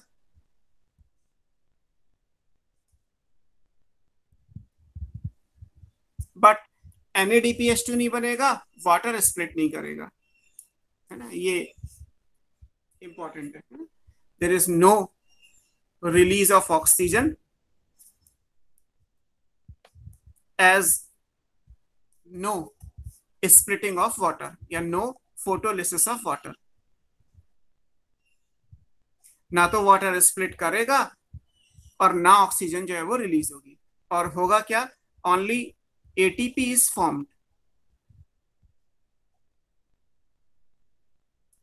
नो NADPH2। केवल ATP बनेगा और कोई NADPH2 नहीं बनेगा। तो ये साइक्लिक हो गया। साइक्लिक से केवल ATP बन सकता है, साइक्लिक से रिड्यूसिंग पावर नहीं बन सकती, ये एक मेजर डिफरेंस है साइक्लिक में। तो साइक्लिक नॉन साइक्लिक के आप डिफरेंस भी समझ सकते हैं। मान लीजिए अगर मैं इसके पैरेलल में लिखता भी या आप समझे भी कि साइक्लिक में केवल PS1 है, तो नॉन साइक्लिक में PS1 PS2 दोनों है। साइक्लिक केवल ऑपरेट होता है इन 2 कंडीशन में, नॉन साइक्लिक ऑपरेट होगा अंडर नेचुरल कंडीशंस, क्योंकि नेचर में तो पूरी लाइट आती है 400 से 700 तक, तो दोनों फोटो सिस्टम वर्क करेंगे। साइक्लिक में कोई ऑक्सीजन रिलीज नहीं हो रही, क्यों, क्योंकि कोई वाटर की स्प्लिटिंग नहीं हो रही। नॉन साइक्लिक में वाटर की स्प्लिटिंग होती है, इसीलिए ऑक्सीजन रिलीज हो जाती है। साइक्लिक में केवल ATP बन रहा है, NADPH2 नहीं बन रहा। नॉन साइक्लिक में ATP और NADPH2 दोनों बन रहे हैं, मतलब रिड्यूसिंग पावर दोनों बन रही है। तो साइक्लिक और नॉन साइक्लिक के ये डिफरेंसेस हो सकते हैं, ये आपको दोनों याद रखने हैं। ये बात हो गई फोटोफॉस्फोराइलेशन की, जो 2 टाइप का था, साइक्लिक और नॉन साइक्लिक। अब बात आती है केमियोस्मोटिक हाइपोथेसिस, इंपॉर्टेंट टॉपिक है और काफी डिटेल में एनसीईआरटी में दिया हुआ है कि केमियोस्मोटिक हाइपोथेसिस होती क्या है, how actually photophosphorylation is occurred, actually ATP का फॉर्मेशन कैसे होता है। ये तो पढ़ लिया कि ADP में IP जुड़ेगा और ATP बन जाएगा, बट एक्चुअली ये बनेगा कैसे, इसके लिए एनर्जी कहाँ से आएगी, वो सारी चीजें जो है वो नेक्स्ट में समझाई गई हैं। थर्ड, पहला था कॉन्सेप्ट ऑफ फोटो सिस्टम, फिर इसके बाद हमने पढ़ा फोटोफॉस्फोराइलेशन जो 2 टाइप का था, साइक्लिक और नॉन साइक्लिक। अब हमें पढ़ना है केमियोस्मोटिक हाइपोथेसिस।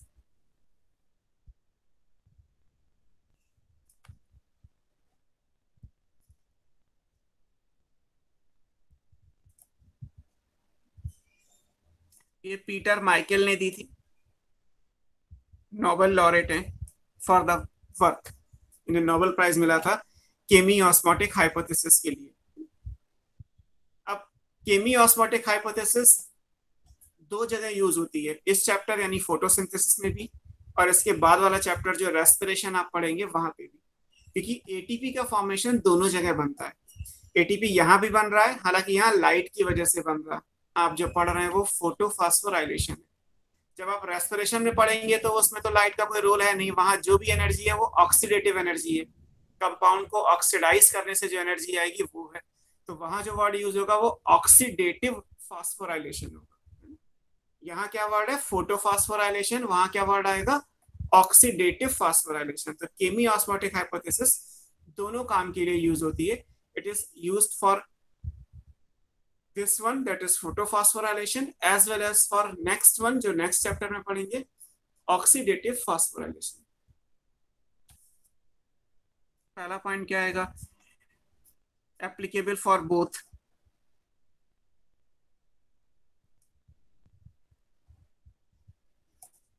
photophosphorylation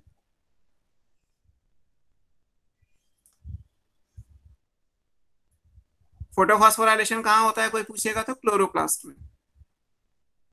आप पढ़ ही रहे हैं क्लोरोप्लास्ट। एंड दूसरा हमने क्या बोला?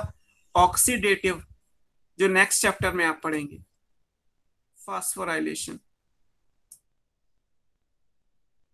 और ये कहाँ होता है? माइटोकॉन्ड्रिया में। रेस्पिरेशन का जो सेल ऑर्गेनेल है वो क्या है? माइटोकॉन्ड्रिया।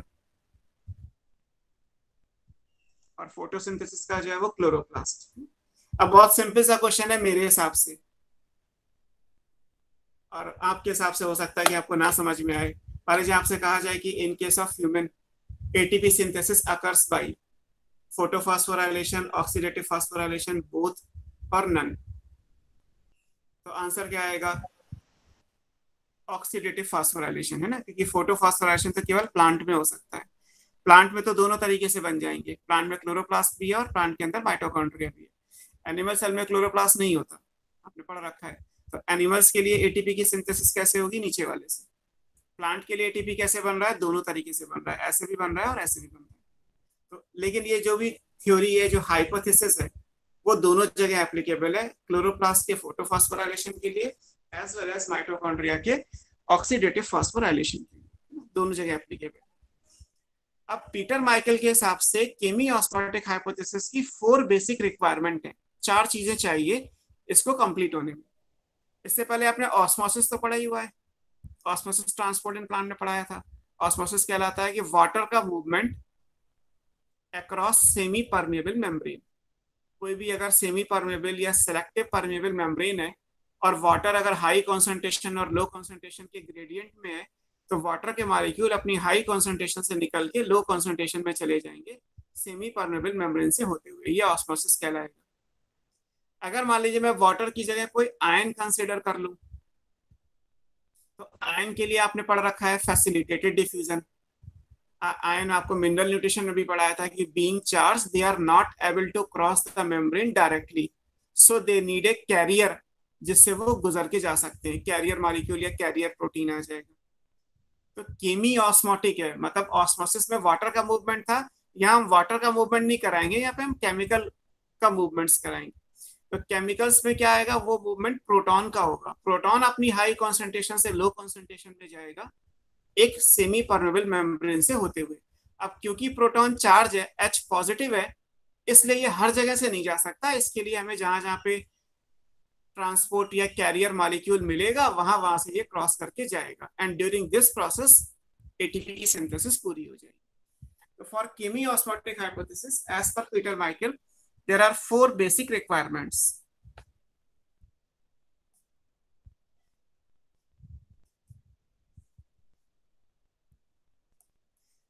दोनों के लिए, चाहे क्लोरोप्लास्ट का पढ़े या माइटोकॉन्ड्रिया का पढ़े, दोनों के लिए जो है वो 4 चीजें चाहिए। और वो क्या क्या है उस बेसिस पे देख लीजिए।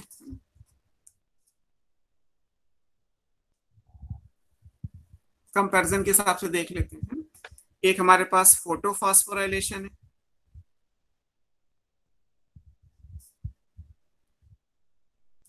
एक ऑक्सीडेटिव है।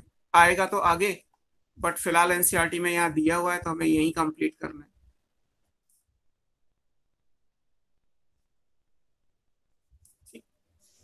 सबसे पहली चीज क्या चाहिए हमें? सबसे पहली चीज क्या चाहिए हमें? एक मेम्ब्रेन, क्योंकि ऑस्मोसिस है तो सेमी परमेबल मेम्ब्रेन कंपलसरी है।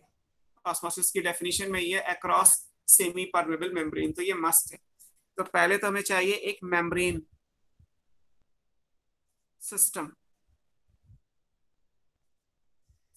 फोटोफॉस्फोरेशन में वो मेम्ब्रेन क्या है? That membrane is thylakoid membrane. हम जो भी कुछ पढ़ेंगे वो थाइलेक्वाइड मेम्ब्रेन के दोनों तरफ पढ़ेंगे। ऐसे ऑक्सीडेटिव फोस्फोरेशन जब होगा तो यहाँ जो मेम्ब्रेन आएगी वो मेम्ब्रेन क्या होगी? Inner mitochondrial membrane.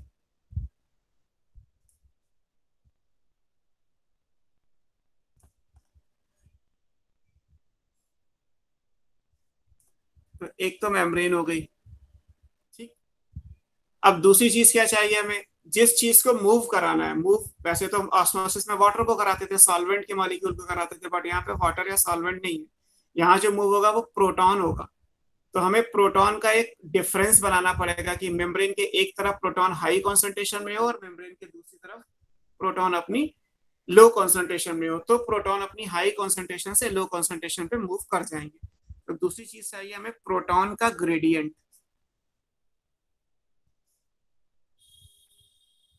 वो यहां भी होगा और फिलहाल यहां भी होगा। कैसे बनेगा वो भी हम देख लेंगे कि प्रोटॉन का ग्रेडियंट कैसे बनता है, बट बनेगा दोनों जगह।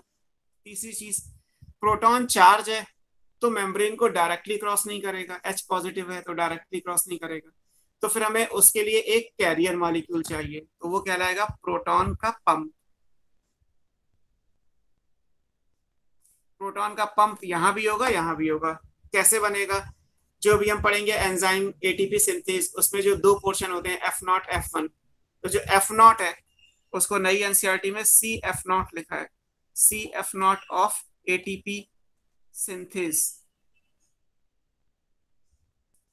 और जबकि प्रोटॉन का पंप जब यहां बनेगा तो आपने F not F one particle तो पढ़े ही होंगे, माइटोकॉन्ड्रिया में क्रिस्टी की सरफेस पे F not F one particle होते हैं। तो उसमें से जो एफ नॉट है, एफ नॉट पार्ट ऑफ, वो क्या कहलाता है? ऑक्सीसोम। यहाँ सी स्टैंड फॉर क्लोरोप्लास्ट, नई एनसीईआरटी में चेंज कर दिया, पुरानी एनसीईआरटी में ये भी एफ नॉट था ये भी एफ नॉट था। बट यहाँ ऑक्सीसोम है, यहाँ वर्ड ऑक्सीसोम नहीं आ सकता क्योंकि ऑक्सीजन वाली बात है, ऑक्सीडेशन हो रहा है, यहाँ तो रिडक्शन होता है। तो इसलिए यहाँ पे सी एफ नॉट कर दिया एनसीईआरटी में कि सी एफ नॉट होगा। और चौथी चीज हमें चाहिए एंजाइम, क्योंकि जब तक एंजाइम नहीं आएगा, कैटालिटिक साइट नहीं मिलेगी, एक्टिव साइट नहीं मिलेगी, तब तक रिएक्शन पूरी नहीं होती। तो फिर हमें एक एंजाइम चाहिए। और वो एंजाइम कहाँ से मिलेगा? एटीपी सिंथेस का जो सी एफ वन है वो एक्टिव साइट प्रोवाइड कर देगा। और ऐसे यहाँ जो एक्टिव साइट आएगी वो एफ वन आएगी।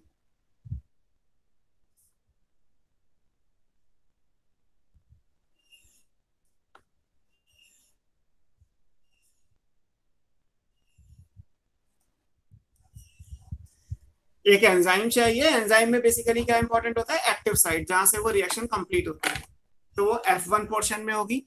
एक प्रोटॉन को पंप करने के लिए हमें कैरियर मॉलिक्यूल चाहिए, वो एफ नॉट पोर्शन कंप्लीट कर देगा। प्रोटॉन का पंप हम इसलिए करेंगे क्योंकि मेम्ब्रेन के दोनों तरफ प्रोटॉन की कॉन्सेंट्रेशन का डिफरेंस है, तो वो डिफरेंस यानी ग्रेडियंट चाहिए। एंड ऑब्वियस है कि ऑस्मोसिस लिखा हुआ है तो बिना मेम्ब्रेन के ये नहीं होगा, तो हमें एक मेम्ब्रेन भी चाहिए। तो चार जो रिक्वायरमेंट है, फोर रिक्वायरमेंट्स जो फोटोफॉस्फोराइलेशन की हैं, वो चाहे फोटो की हो या ऑक्सीडेटिव की हो, दोनों पूरी हो जाती है। ये तो सिर्फ कंपैरेटिव है, कॉमन जो दोनों चैप्टर के लिए। अब हम बात करते हैं फोटोफॉस्फोराइलेशन की, कि प्रोटॉन का ग्रेडियंट कैसे बनेगा।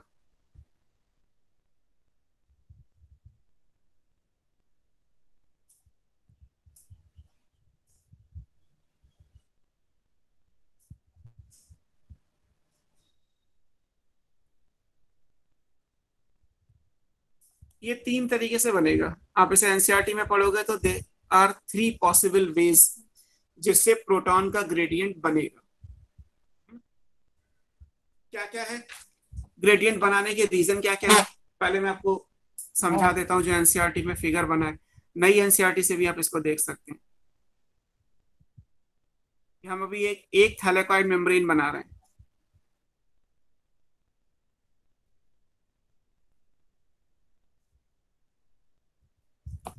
ये एक सिंगल है, ये एक थैलेक जो एक बैंगल है वो एक थैलेकॉइड मेम्ब्रेन है। This one is thylakoid membrane.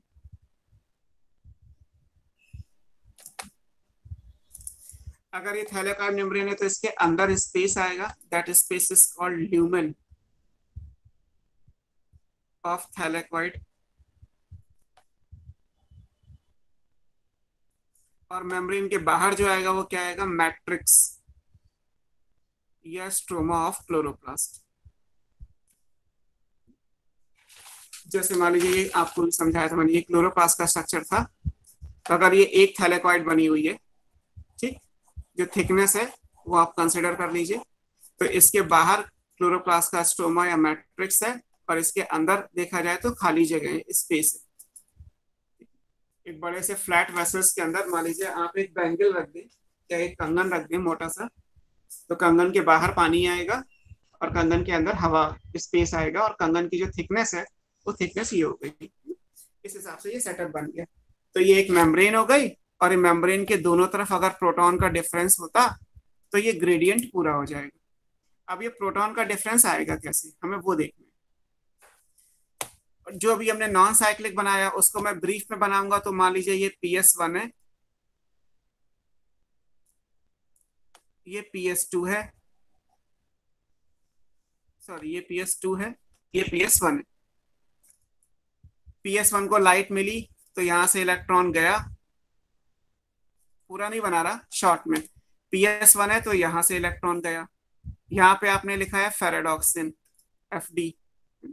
फिर आपने लिखा है यहाँ पे कि NADP plus 2H positive plus 2 electron, और जो बनेगा वो NADPH2 बन जाएगा। ठीक, यही लिखा था, इसके लिए एंजाइम चाहिए था। जो इलेक्ट्रॉन यहाँ से निकला वो इलेक्ट्रॉन का एक्सेप्टर था। इलेक्ट्रॉन का एक्सेप्टर हम फियोफाइटिन हमने लिखा था। फिर यहाँ से हम मान लेते हैं प्लास्टोक्यूनोन है, फिर साइटोक्रोम B6 और F है, प्लास्टोसाइनिन है, और ये ऐसे बना है। पूरा फिगर पीछे से देख लीजिएगा, मैं जितना जरूरी है उतना ही बना दे रहा हूँ आपके हिसाब से। यहाँ पे हमने वाटर को स्प्लिट कर लिया, तो यहाँ से मिल गए हमें 2 प्रोटॉन, हाफ ऑक्सीजन जो डिफ्यूज करके बाहर निकल गई, और जो इलेक्ट्रॉन थे वो यहाँ चले गए PS1 के पास। ऐसे फिगर आएगा।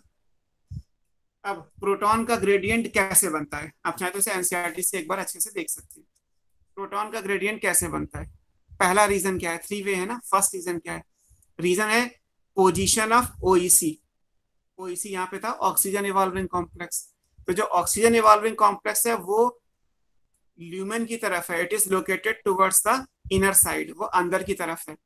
तो जब वो वाटर को स्प्लिट करके प्रोटॉन बनाएगा तो more and more protons are accumulated in the lumen of thylakoid.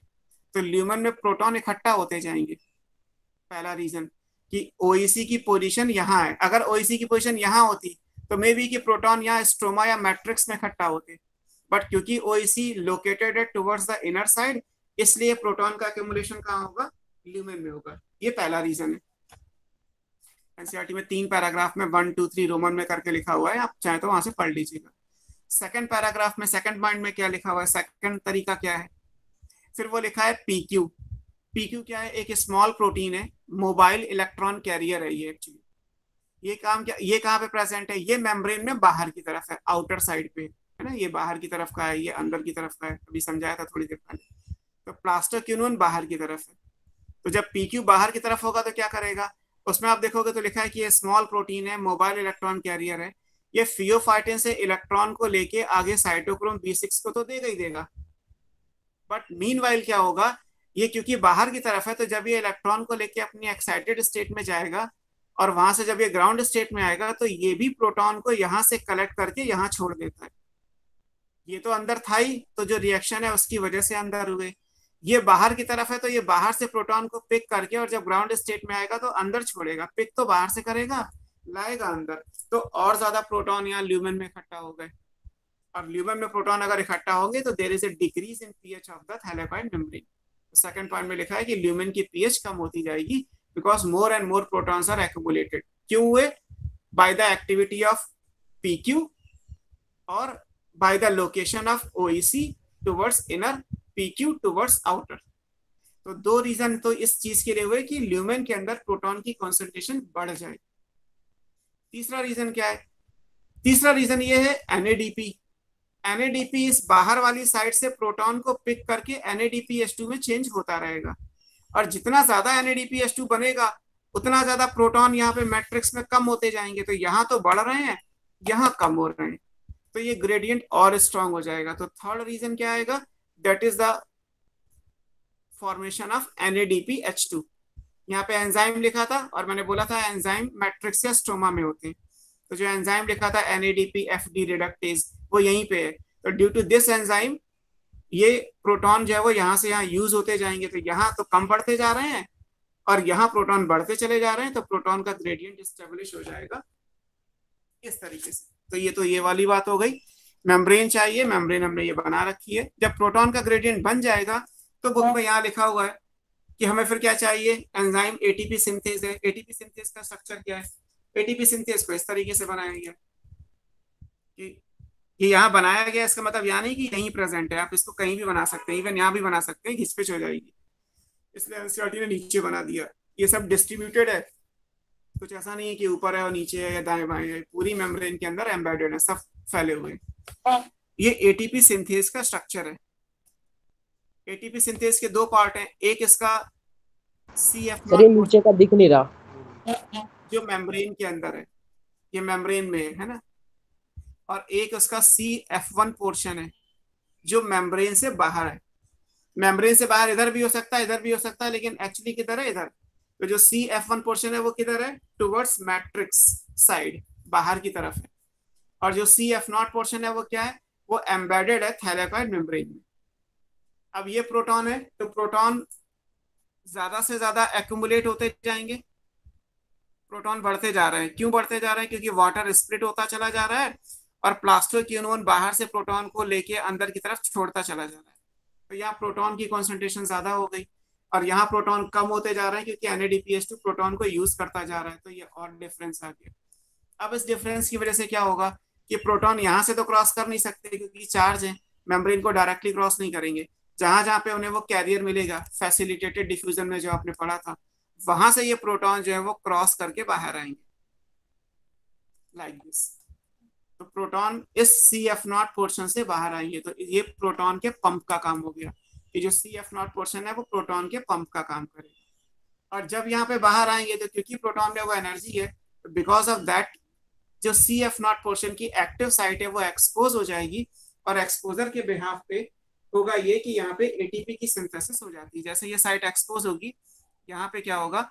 ADP और इनऑर्गेनिक फॉस्फेट कंबाइन करके ATP बना देंगे।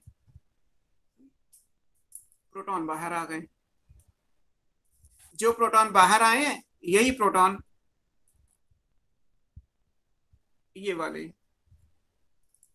मैंने बोला था ना पिछले फिगर में कि प्रोटॉन डॉटेड लाइन में बनाया था कि ये प्रोटॉन निकल के यहाँ आ जाएंगे, जैसे ये था फिगर। तो उसमें ये था कि प्रोटॉन यही वाले यूज होंगे। तो ये वाले यूज तब होंगे जब ये पहले बाहर निकल के आएंगे, है ना, क्योंकि पता है कि प्रोटॉन है अंदर, जरूरत कहाँ है? बाहर। अंदर से बाहर आने के लिए बीच में मेम्ब्रेन आ रही है और हर जगह से नहीं आ सकते, CF0 से ही बाहर आएंगे। जब बाहर आएंगे तो ये प्रोटीन का मॉलिक्यूल है, इसमें कन्फर्मेशनल चेंजेस होंगे जिससे एक्टिव साइट एक्सपोज हो जाएगी, एंजाइम की एक्टिव साइट हो गई, ये दोनों सबस्ट्रेट हो गए, सबस्ट्रेट एंजाइम की एक्टिव साइट पर जाके बाइंड करके रिएक्ट करेंगे और उसके बाद प्रोडक्ट यानी ATP बना देंगे। तो ATP ऐसे बनेगा। जब प्रोटॉन बाहर आ गए तो ये प्रोटॉन NADP यूज कर लेगा और NADPH2 में चेंज हो जाएगा। तो ATP और NADPH2 कहाँ मिलेंगे? मैट्रिक्स या स्टोमा में। वहीं जरूरत दी है, आगे जो डार्क रिएक्शन होने वाली है, जो C3 साइकिल होने वाली है, वो यही स्टोमा या मैट्रिक्स में होगी, वहां पे इनका यूज हो जाएगा। तो इस तरीके से ये हाइपोथेसिस है, प्रोटॉन केमी ऑस्मोटिक हाइपोथेसिस, है ना। जो चीजें इंपॉर्टेंट है वो मैं लिख दे रहा हूँ आपको कि प्रोटॉन ग्रेडियंट 3 तरीके से था। वो 3 तरीके कौन कौन से हैं? एक फर्स्ट वे है,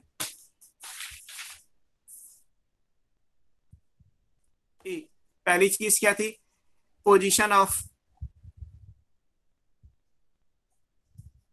OEC ऑक्सीजन इवॉल्विंग कॉम्प्लेक्स कहाँ पे है? Located towards inner side, inner side लिखा हुआ हो या टुवर्ड्स ल्यूमेन साइड लिखा हो, एक ही बात है, ल्यूमेन अंदर की तरफ है, ऑफ थाइलेक्वाइड मेम्ब्रेन। बाकी आप पूरी लाइन पढ़ लीजिएगा, थ्योरी तो हमें लिखनी नहीं है इतनी कुछ। दूसरा क्या है? Activity of plastoquinone located towards outer side, और बाहर की तरफ क्या है? स्ट्रोमा या मैट्रिक्स, तो ये स्ट्रोमल साइड कहलाएगा ऑफ थैलेक्वाइड मेम्ब्रेन। और इन दोनों की वजह से क्या होगा? There is a decrease in pH of lumen as more protons are accumulated। जितने ज्यादा प्रोटॉन इकट्ठा होते जाएंगे उतना ज्यादा पीएच कम होती जाएगी। तीसरा रीजन क्या है? That is enzyme NADPFD reductase.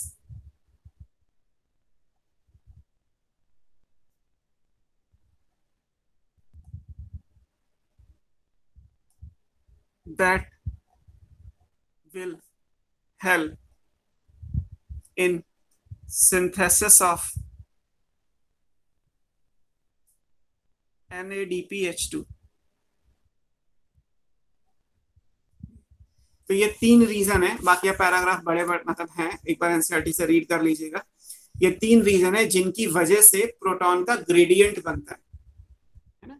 Proton का ग्रेडियंट बनने का मतलब जिनकी वजह से प्रोटॉन का डिफरेंस आ रहा है ल्यूमेन के अंदर और स्ट्रोमा के अंदर, बीच में आ रही है मेम्ब्रेन, उस बेसिस पे ये डिफरेंस आ गया। मेम्ब्रेन ऑलरेडी है, प्रोटॉन का ग्रेडियंट कैसे बनता है वो बात हो गई। फिर जहां तक बात थी कि प्रोटॉन का पंप और एंजाइम, तो मैंने वो लिख ही दिया, ये है, ये CF0 पोर्शन है। ये कैसा है? ये मेम्ब्रेन बाउंड है, नहीं लिख दे रहा हूं, या इसको अंदर की तरफ है तो ये इंट्रिंसिक पार्ट कहलाएगा, जबकि ये वाला देखोगे तो क्या है? ये एक्सट्रिंसिक है।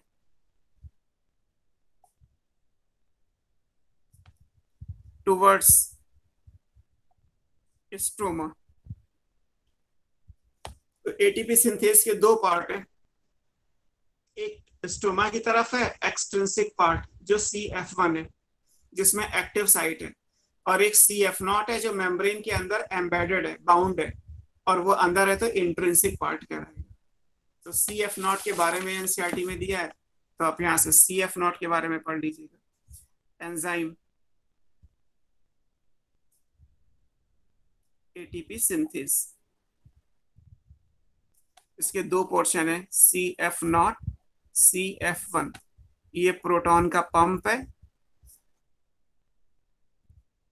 और ये एंजाइम की कैटालिटिक साइट है। CF0 के बारे में दे रखा है। फिर क्या लिखा है कि जैसे आप EMF पढ़ते हैं, इलेक्ट्रॉन मोटिव फोर्स, उसी तरीके से केमी ऑस्मोटिक हाइपोथेसिस में पीटर माइकल ने क्या रिपोर्ट किया कि वहां इलेक्ट्रॉन की वजह से फोर्स जनरेट हो रहा था। यहाँ जैसे फिजिक्स में पढ़ते हैं, केमिस्ट्री में जहां भी, यहाँ पे जो फोर्स आ रहा है वो प्रोटॉन की वजह से है, तो यहाँ पे प्रोटॉन मोटिव फोर्स बनेगा। कैसे बनेगा? हर एक मेम्ब्रेन का एक मेम्ब्रेन पोटेंशियल होता है। प्लाज्मा मेम्ब्रेन का फंक्शन अगर आप पढ़ेंगे तो प्लाज्मा मेम्ब्रेन में चार्ज का डिफरेंस है दोनों तरफ, तो उसकी वजह से मेम्ब्रेन का पोटेंशियल होता है। और यहाँ जो है वो प्रोटॉन का ग्रेडियंट है, ये तो आपने पढ़ा ही अभी कि 3 वजह से प्रोटॉन का डिफरेंस आएगा across the membrane. Proton gradient और मेम्ब्रेन पोटेंशियल को मिला के जो वर्ड यूज किया जाता है वो प्रोटॉन मोटिव फोर्स है, PMF। जैसे आप EMF पढ़ते हो, ये क्या है? PMF, proton motive force. और इस प्रोटॉन मोटिव फोर्स की वजह से होगा due to breakdown of this, NCERT में लिखा हुआ है, due to breakdown of PMF, या हम कह सकते हैं proton gradient, there is change conformational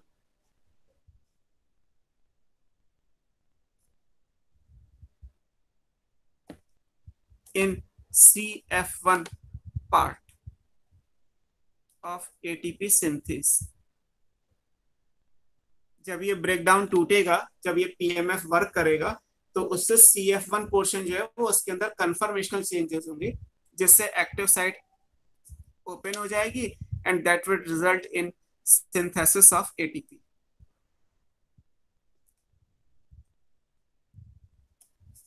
तो इस जैसे ये था कि जब ये प्रोटॉन क्रॉस करके बाहर आएंगे तो यहाँ पे बुक में ऐसे दिखाया साइड में, यहाँ पे एनर्जी की वजह से क्या होगा, इसके कन्फर्मेशनल साइट पे चेंजेस आएंगे and because of that changes यहाँ पे एक्टिव साइट खुल जाएगी। मान लीजिए एक्टिव साइट ऐसे थी, कुछ नहीं हो रहा, चेंजेस हुए तो एक्टिव साइट खुल गई तो अब इस जगह पे एडीपी और आईपी आके बाइंड कर जाएंगे और वो एटीपी का फॉर्मेशन कर देंगे। तो ये, और ऐसा भी नहीं कि ये यहाँ हो रहा है, ये चीज आप नहीं समझ सकते हो। जैसे हमने लिखा कि एटीपी कहाँ बनता है, साइटोक्रोम B6 और F के बीच में, है ना। हमने जो एटीपी बनाया वो कहाँ बनाया है, साइटोक्रोम B6 और F के बीच में हमने जो है वो एटीपी की सिंथेसिस की है। जो मेन इलेक्ट्रॉन ट्रांसपोर्ट आपने बनाया था उसमें। तो ऐसा क्या है कि इसी जगह पे होगा, वो कैलकुलेटेड है कि जो प्रोटॉन मोटिव फोर्स का ब्रेकडाउन है वो केवल जितना चाहिए एटीपी बनाने के लिए उतना ग्रेडियंट का ब्रेकडाउन केवल इस जगह पे आता है। इसलिए जो आंसर है वो B6 और F है कि साइटोक्रोम B6 और साइटोक्रोम F के बीच में ही केवल एटीपी की सिंथेसिस होगी और कहीं नहीं हो सकती। ये याद रखिएगा कि कहीं पे अगर ऐसा कोई ऑप्शन दिया है कि मान लीजिए दिया ही नहीं है साइटोक्रोम B6 और F, पूछा जाए कि ATP synthesis and non cyclic photophosphorylation occurs in between, पहला ऑप्शन दिया है कि Q और B6 के बीच में, तो गलत हो जाएगा। F और PC के बीच में तो भी गलत हो जाएगा। B6 और F अगर दिया हुआ है तो ये राइट आंसर है ही। अगर कहा जाए कि फेरेडॉक्सिन तो ये गलत हो जाएगा। मान लीजिए ये हटा दिया, लिख दिया गया कि Q और F के बीच में, तो सही हो जाएगा। ये बीच में ही तो आ रहा है, इसे हटा दो तो Q और F के बीच में हो जाएगा, या B6 और PC के बीच में हो जाएगा, क्योंकि B6 के बाद होगा, F से पहले होगा। और अगर ये दे रखा है B6 और F, तब तो वो सही आंसर है। इसे कई जगह ये भी होगा कि प्राइमरी इलेक्ट्रॉन एक्सेप्टर क्या है, तो जरूरी नहीं है कि ये फियोफाइटिन मैंने लिखा तो दिया हो सकता है ये हटा दिया जाए। अगर ये हटा दिया जाएगा तो इसके बाद क्या आएगा, ये तो जो बाद में आएगा वही आंसर आएगा, है ना। कई बार अगर ऑप्शन आपको बिल्कुल एग्जैक्ट मैच नहीं करते तो उसके नियर बाय में इस टॉपिक के लिए जो नेक्स्ट होगा वो आप मान लीजिए। अगर Q नहीं दे रखा तो PQ के बाद आप B6 मान लीजिए।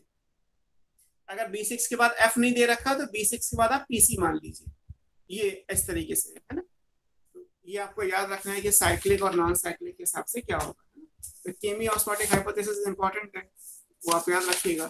और इस तरीके से एटीपी की सिंथेसिस फाइनली होगी। तो ये सब है, ये पूरा लाइट रिएक्शन के बारे में था। नेक्स्ट क्लास में हम डार्क रिएक्शन के बारे में डिस्कस करेंगे कि डार्क रिएक्शन क्या है और फैक्टर्स अफेक्टिंग फोटोसिंथेसिस रेट है।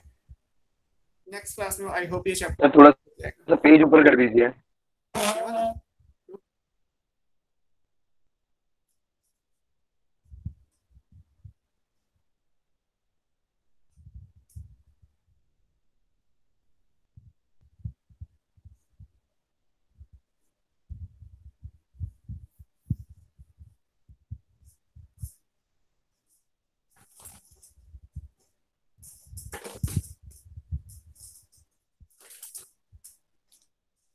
दिख रहा है सारा कुछ ठीक ठाक?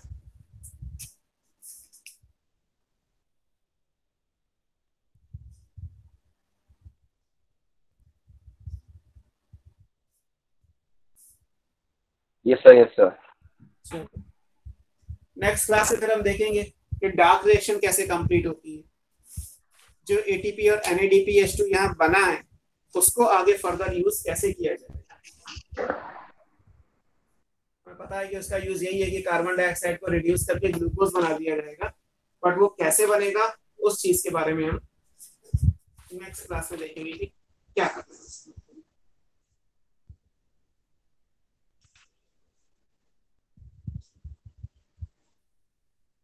ओके। सर आपने इसके हैंडआउट भेज दिए है ना? मैंने पिछली आज की क्लास के तो भेज नहीं है, पर पिछली क्लास के भेज दिए हैं। मैं एक बार फिर से कॉल करके देखता हूँ कि आप तक ये कैसे पहुंच रहे हैं। Okay sir. Sir WhatsApp group के थ्रू भेज दो ना। व्हाट्सएप ग्रुप कहाँ है आपका, है कोई? नहीं सर, सर बनवा वो दो। हर्ष सर को बोल दो ना, बना देंगे। मैंने बोला था, पर वो पता नहीं कितना विजिबल हो रहा है। आप में से कोई बना सकता है? आप लोगों के पास एक दूसरे के कॉन्टेक्ट नंबर्स हैं? सर सर शशांक, नहीं है ना। नहीं है? ले लो एक दूसरे से बनवा लो, काम आ जाएगा। आप दोनों अगर मतलब आप दोनों या आप सब लोग अगर एग्री करो तो आप लोग एक व्हाट्सएप ग्रुप बना लो अपने लेवल पे। मेरा नंबर उसमें ऐड कर लो, मैं आपको डायरेक्टली भेज दिया करूंगा। और इवन आपको कोई डाउट भी होगा डीपीपी का तो आप इजीली पूछ पाओगे ना क्लास में। तो अगर ऑनलाइन क्लास में डीपीपी के डाउट पूछने में टाइम जाता है यस सर, यस सर।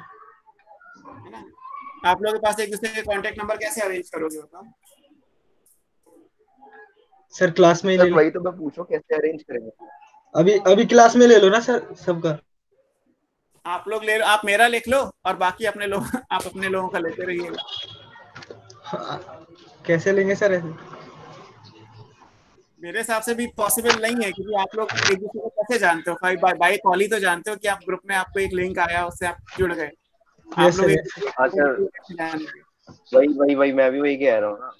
तो ऑफिस से बन सकता है, क्योंकि ऑफिस पे सबका नंबर है ना। तो तभी तो मैंने बोला था हर्ष ऑफिस में सर अप्रोच से करो। बात करने के लिए। हाँ, ऑफिस में भी अप्रोच करो कि हर बात हुई है, वो पूछ भी रहे थे तो आप बना कि नहीं बना। सरसों के खूब फुट कर दिए दही ना जल क्योंकि ललका सर दही इसमें ये है प्रॉब्लम है ना, ये कॉल हजार के रिकॉर्ड भी तभी होती है दही ना, तो बना फिर अगर नंबर हम चैट में भेजेंगे तो फिर रिकॉर्ड होगा वो नंबर भी। तो कोई दिक्कत नहीं है, मैं इसलिए तो कह रहा हूँ आप लोग ऑफिस से बोलो। मैंने तो उन्हें बोल दिया है और मेरी बात हो गई है। आप एक बार ऑफिस में रिमाइंड करते रहो, जहाँ से भी आपको एडमिशन दिया गया है उनको बोलो कि हमारा एक व्हाट्सएप ग्रुप बनना था, उस पर हमारे डेटा आना था, या हैंड आउट और डीपीपी के डाउट्स हमें पूछने थे। तो नंबर सर का अवेलेबल करा दिया है, या तो आप लोगों को पर्सनली मेरा नंबर मिल जाएगा ऑफिस के थ्रू, तो डायरेक्टली हो जाएगा। और नहीं तो आपका ग्रुप बन जाएगा तो सर आपका नंबर, हो जाएगा। आपका सॉरी, सर आपका नंबर मैंने पूछा था, आपका नंबर मिला नहीं मुझे। नहीं मिला? नहीं सर। चलो, अभी तो देखिए रिकॉर्ड हो रही है कॉल, तो मैं अभी बोल नहीं सकता इस टाइम पे। तो हाँ सर, वही मैं भी वही कह रहा था। तो मैं फिर उनको बोल दूंगा, एक बार रिमाइंड कर दूंगा ये ग्रुप बनाने के रिमाइंड लिए। कर देना, मैं भी देखता हूँ बात करके ऑफिस में डायरेक्टली बात करके देखता हूँ क्या। Okay sir, thank you sir. Okay okay, bye thank you sir. Bye. Yes sir.